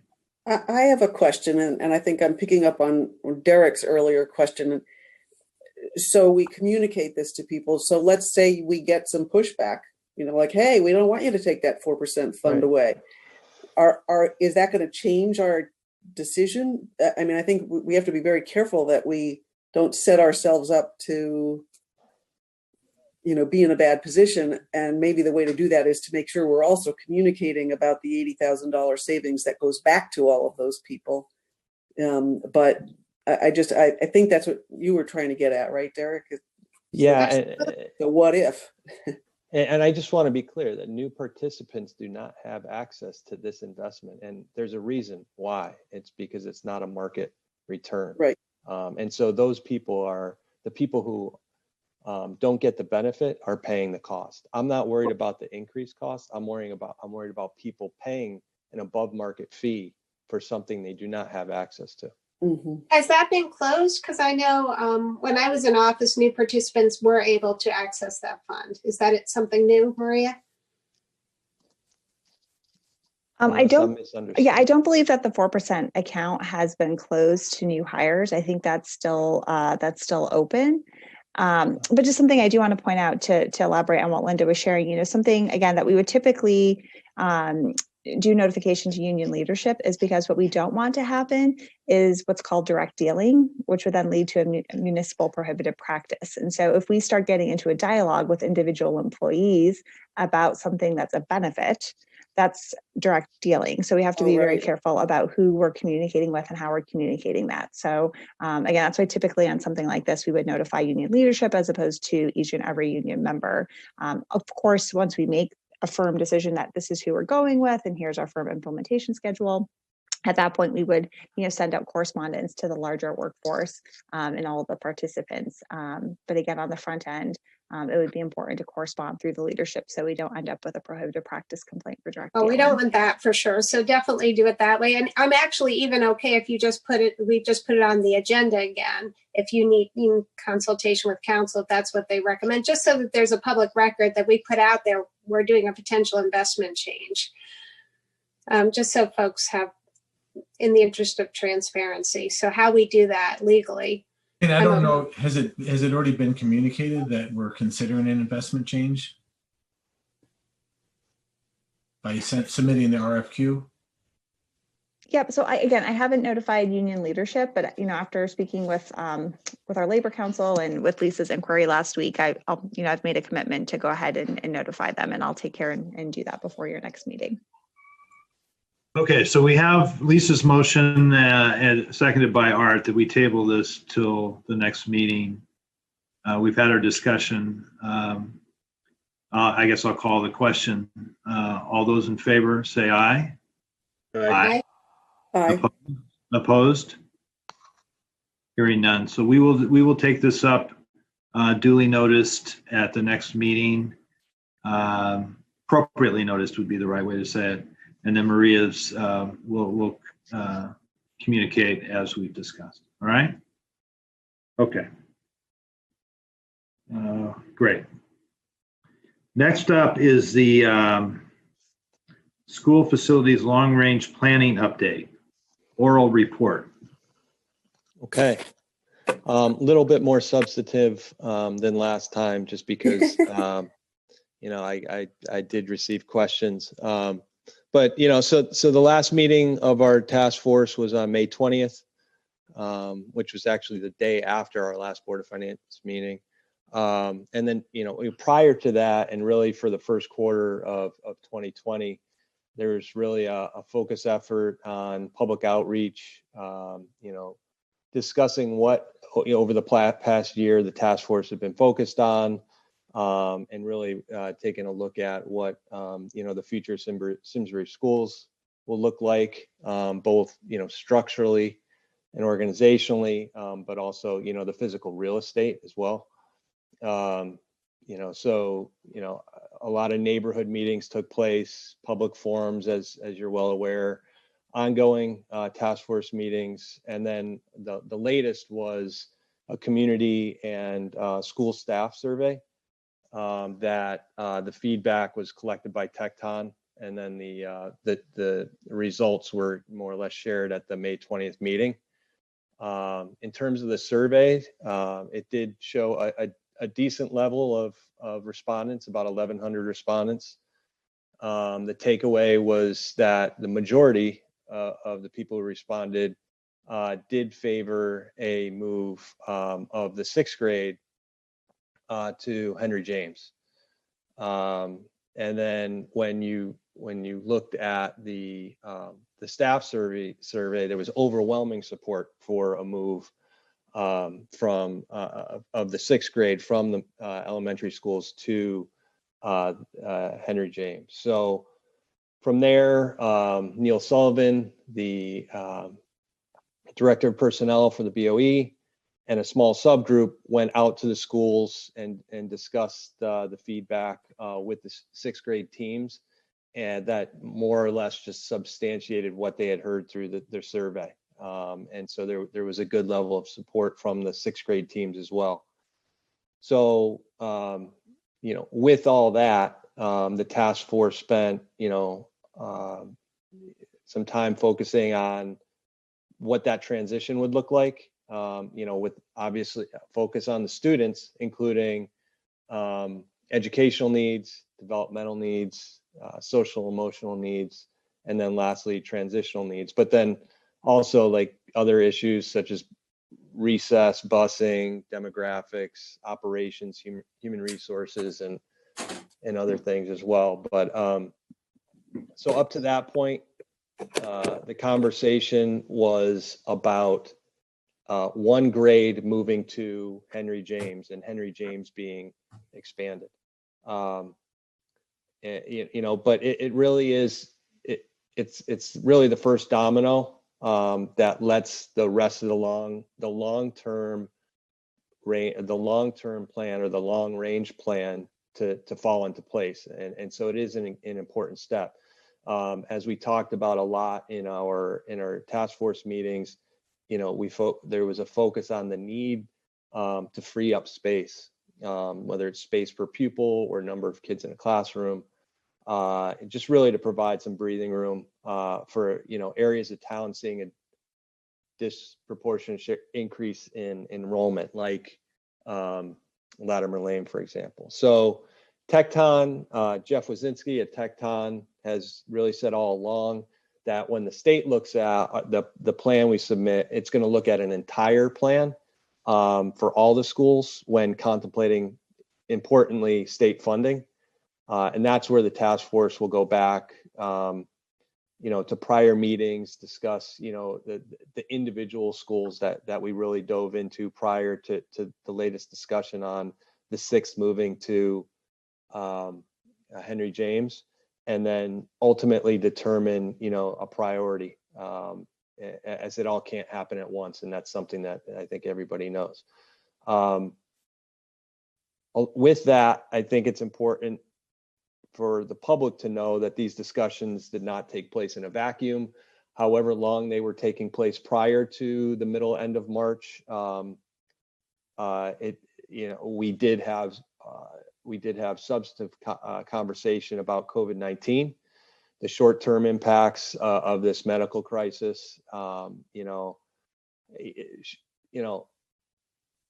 story short, the feedback was, the takeaway was that the incremental cost of having the long range plan in place is de minimis. We're not spending any money today, but to have the plan in place is something that that the town has paid for to put this plan in place. So that's something that we should finish out. So at the end of our meeting, the task force was in position to recommend to the BOE at their May 26th meeting to move the 6th grade to Henry James. That was the recommendation for the plan. And then at the May 26th meeting, the BOE voted to have Tecton Architects complete the long-range facilities plan by prioritizing the move of the 6th grade to Henry James, as well as significant renovations to Latimer Lane as kind of the number 1 and number 2 priority there. So really, in terms of a go forward here, the formal plan will be completed. And then the natural progression will be to discuss with the Board of Selectmen, and importantly our board, to look at the town's ability to fund these projects over the long term. And that's pretty much what I have and what's happening. Is Tecton going to be coming and doing a presentation to us in the near future? I would defer to Maria. It's something that I've been asking for, but before we get to that conversation, I just want to, for the public's benefit, I would point to, there's a lot of good information on the website, which is simsbury.k12.ct.us/facilities-study. There you have it. So Linda, I have an answer to that one. We did schedule Tecton to come out and present at your next Board of Finance meeting in July. So along with that, I just wanted to let you all know that I talked to Rob and Lisa. They're going to help me out with this one. So if you all could send comments, I don't know who's going to do it, if it's Rob or Lisa or both, but what you want covered at this presentation to Rob and Lisa, so that way we can forward it on to Tecton and they can address those things and forward it on to Matt in case there's anything that he needs to address. So the sooner I get that, the better. That way they can start preparing their presentation for what you want discussed at the meeting in July. I think just to piggyback on that, and something I'd like to understand, because there has been a focus on the school buildings in town, and this is a broader facilities, public facilities project, that we do get an understanding of, how that's moving along and what the priority there is in terms of our non-school public buildings. Yeah, I think that would be helpful. All right, any questions for Derek right now? So we will get out of this July meeting with Tecton what we put into the upfront questionings and issues, and thinking about it, the project, the obvious question: you move the 6th grade, what do you do with the schools that we have, and is there a building that doesn't, do we reallocate all of those things? So there'll be a lot of questions, but think through what Derek just told us, what's on the website, and let's come up with a list of questions and get them to them well in advance so they can speak to us effectively. So that'd be good. I also think that, go ahead. I was going to say, and also to Maria, because it's going to obviously impact what the town's new CIP are. I know you've started the facilities thing, but if this Board of Ed is just in our model and we don't have a Board of Selectmen capital plan. So to the extent you have additions, I know we didn't have anything for Latimer Lane in the last CIP, but if we could get your updated CIP for July as well, if you have one. Lisa, so we are just in the early phases of getting our facilities master plan started with Tecton. So we won't have that information or that data for July. We will definitely plan to incorporate that as part of our capital budgeting process for the upcoming year. But that's just something we won't have ready for July. In terms of the dollars that were allocated for Tecton for this study, are we going to be expecting, because this is not ready, that the bulk of the funds have been spent more on the Board of Ed discussion or the school buildings discussion, such that we're going to have to go back and ask for more money related to the town building analysis? No, that's already been authorized. It was authorized 4 years ago.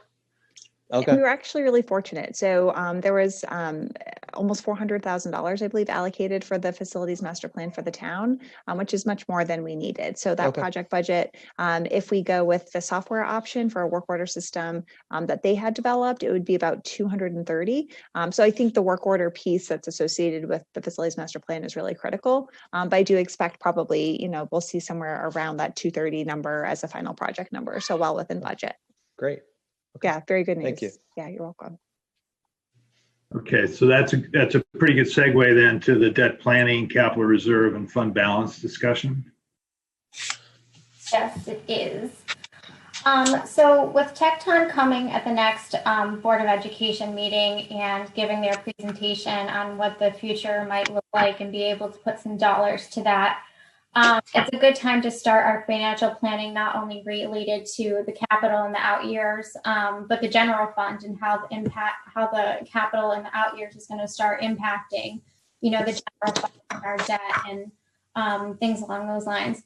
But in order to put together the forecasting and the modeling for this, I need some guidance from the Board of Finance on where they stand with our capital reserve, our fund balance, where they want to see our general fund balance percentage. Do they want it at the 15.5? Would like the to stay in line with the AAA bond rating agencies? Do they want to see it higher and more in line with federal guidelines?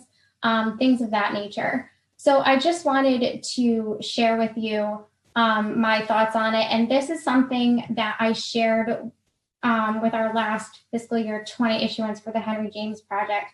And I shared it with our S&P credit rating agency that issued our AAA bond rating. And when I shared it, they were very, they loved it. So much so that he said he was going to use it with his future clients. So the way I look at it, I'll give you my perspective on it, and then you all can discuss if you feel differently. But the way that I look at the general fund balance is if you have a typical family, they tell you in your personal life that you should put away 3 months or 6 months of your income.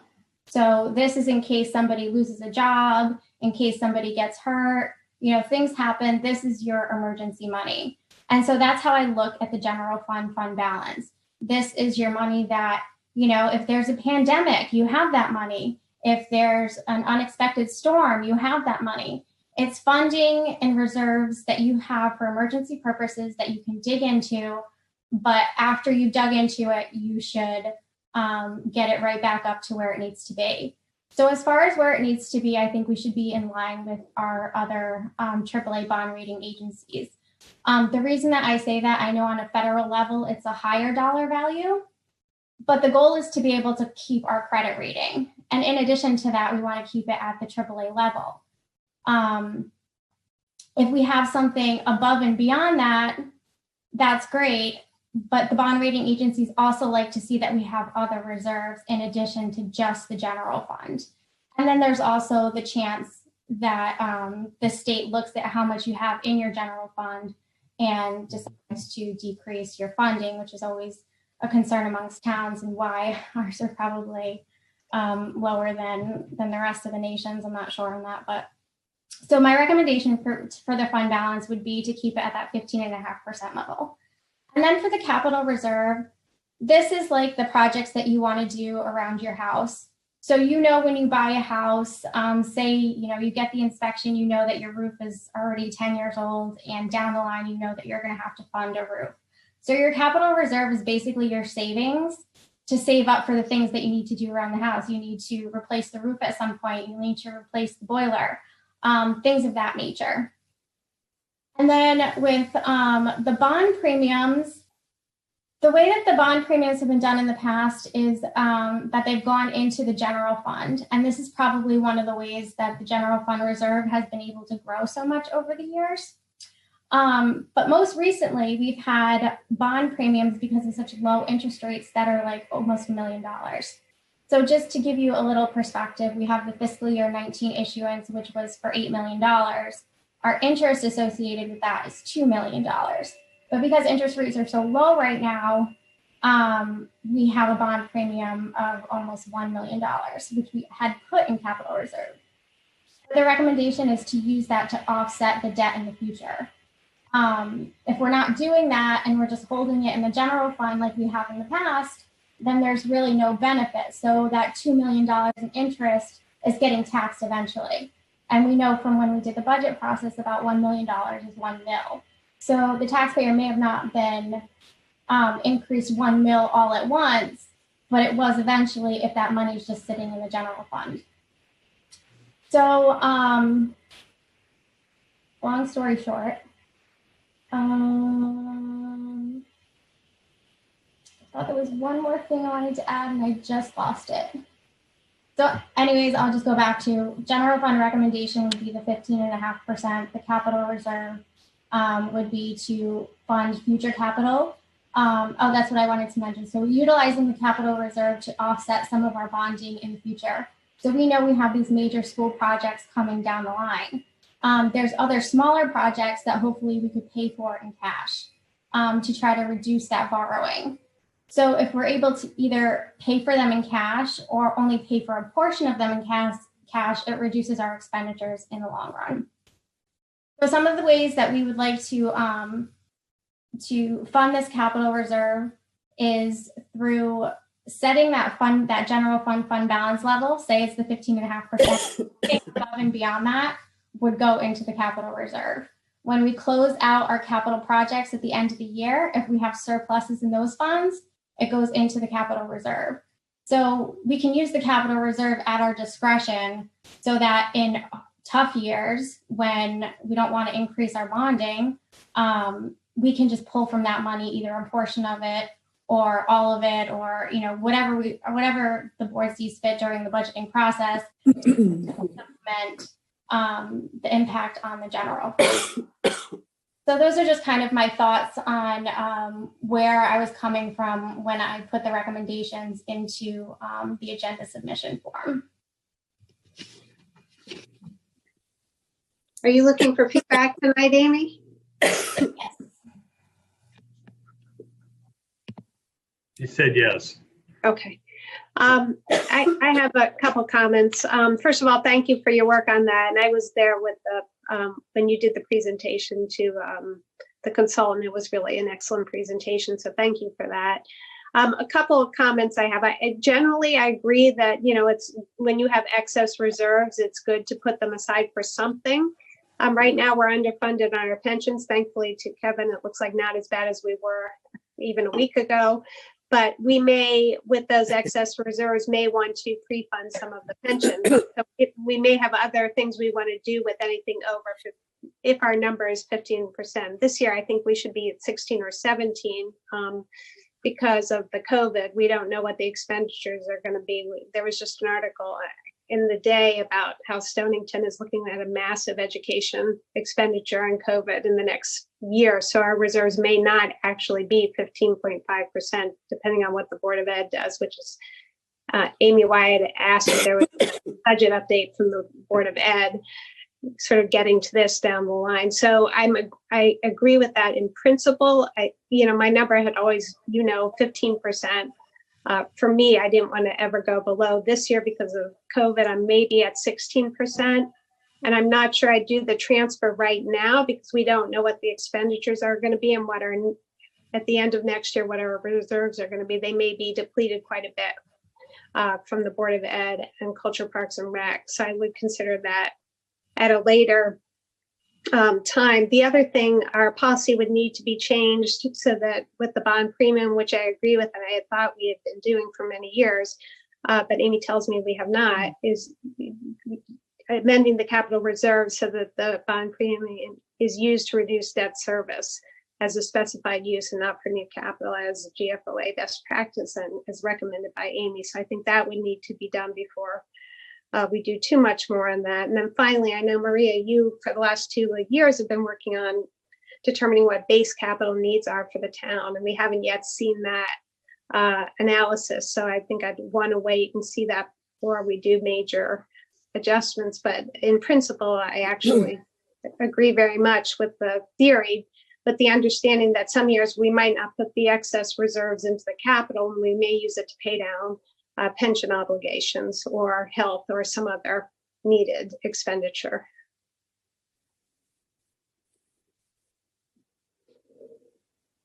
So my sense is that I fully support using the bond premium to offset interest, and I don't think that's controversial. I think we could have several long discussions about 15, 15 and a half, 16, 14 and a half before we came to a real number. But I don't feel prepared to make these moves tonight, but I'm not sure exactly what we're waiting to do, think about our for the next meeting. I'd like to just put things off because we're not ready. So you can put things off, but then I can't do the forecasting going forward. I need to know where you stand, for these items in order to move money around in my forecasts. So it's not, you're not setting any policies tonight. You're not doing, you don't have to take any action. You want me to do my forecast for the general fund going? That's fair. I need that feedback in order to put my money in the right buckets. So I'll go second. Lisa went first. I'll say that 15 and a half sounds like an okay number to me. While I've been on the board, we've talked about general fund balances in the as low as 11 or 12% range. I believe when I first came on that was where we were talking, Linda, I think when. Yeah, we were, the current policy actually says 10 to 12%. Yeah. That's never been amended, and we've gone above it. And so then we, in my tenure, we dealt with the loss of the Hartford was one where we stepped up and took a specific reserve, and I was not on the Board of Finance during the great snowstorm, so I didn't have to live through that. But we've moved ourselves up. I think it's the concerns that Amy expresses about having too much or not enough are both valid. And so I don't, as I say, I don't have a firm feeling. I'm probably more optimistic and therefore more conservative about how high it needs to be than some, but that's fine. I don't disagree with a more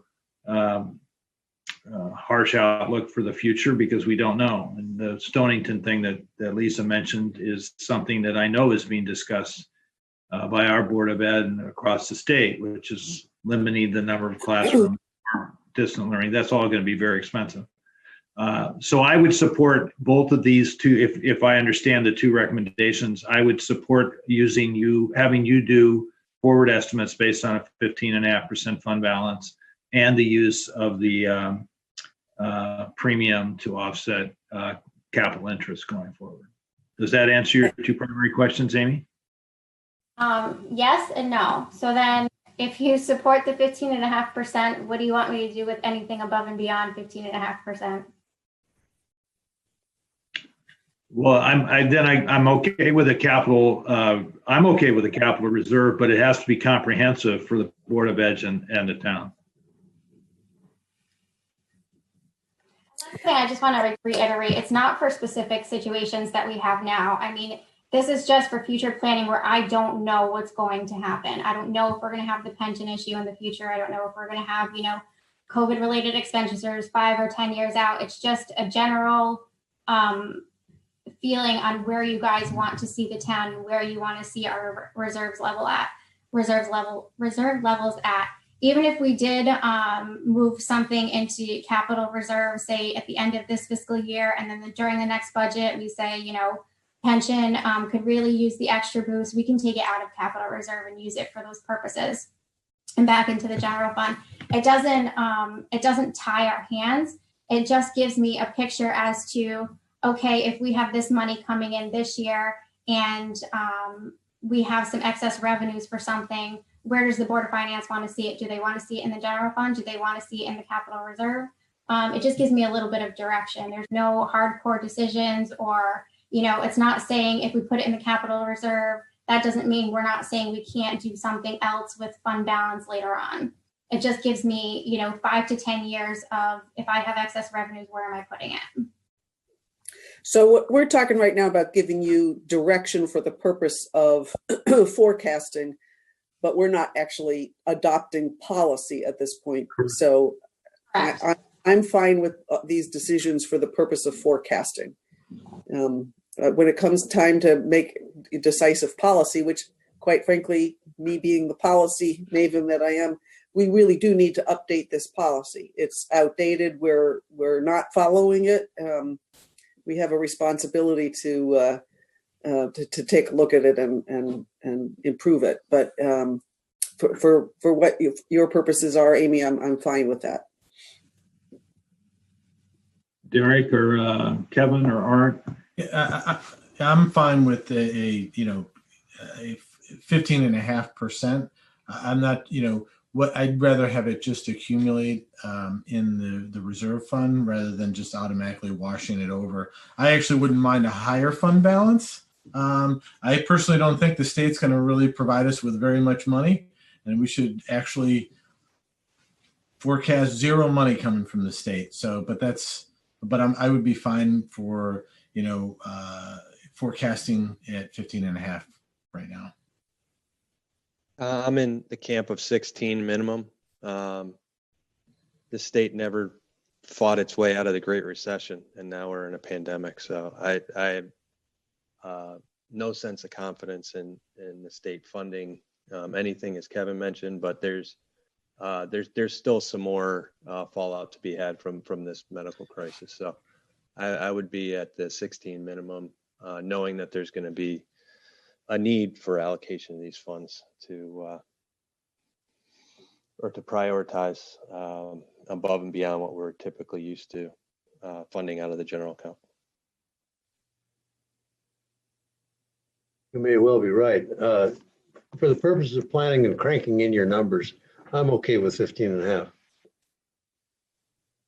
And I just want to provide a little counterpoint to Kevin and Derek in terms of, I feel like I'm compromising at 15 and a half. I'm always an advocate for the taxpayer retaining as much money as possible.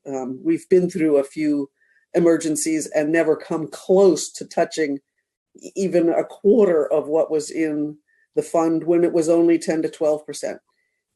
So yes, this is different. We haven't had a pandemic before, but I'd rather let people keep their money for as long as possible, since they have a better shot at investing it and actually making some reasonable interest on it than we do, because we don't have the ability to invest it very well because of various restrictions. And so we don't get much interest on that.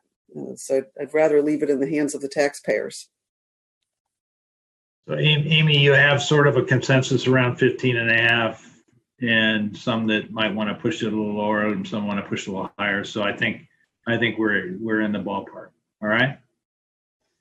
All right. I noting the time, feel like we've had a very substantive and productive meeting tonight, and appreciate it. So I would be, we provided the communications on the building department. We're not going through that tonight in any detail at all, because I'm looking for a motion for adjournment. Hey, Rob, real quick, if I may, just while I've got everybody here, I may be reaching out to Maria or Kevin.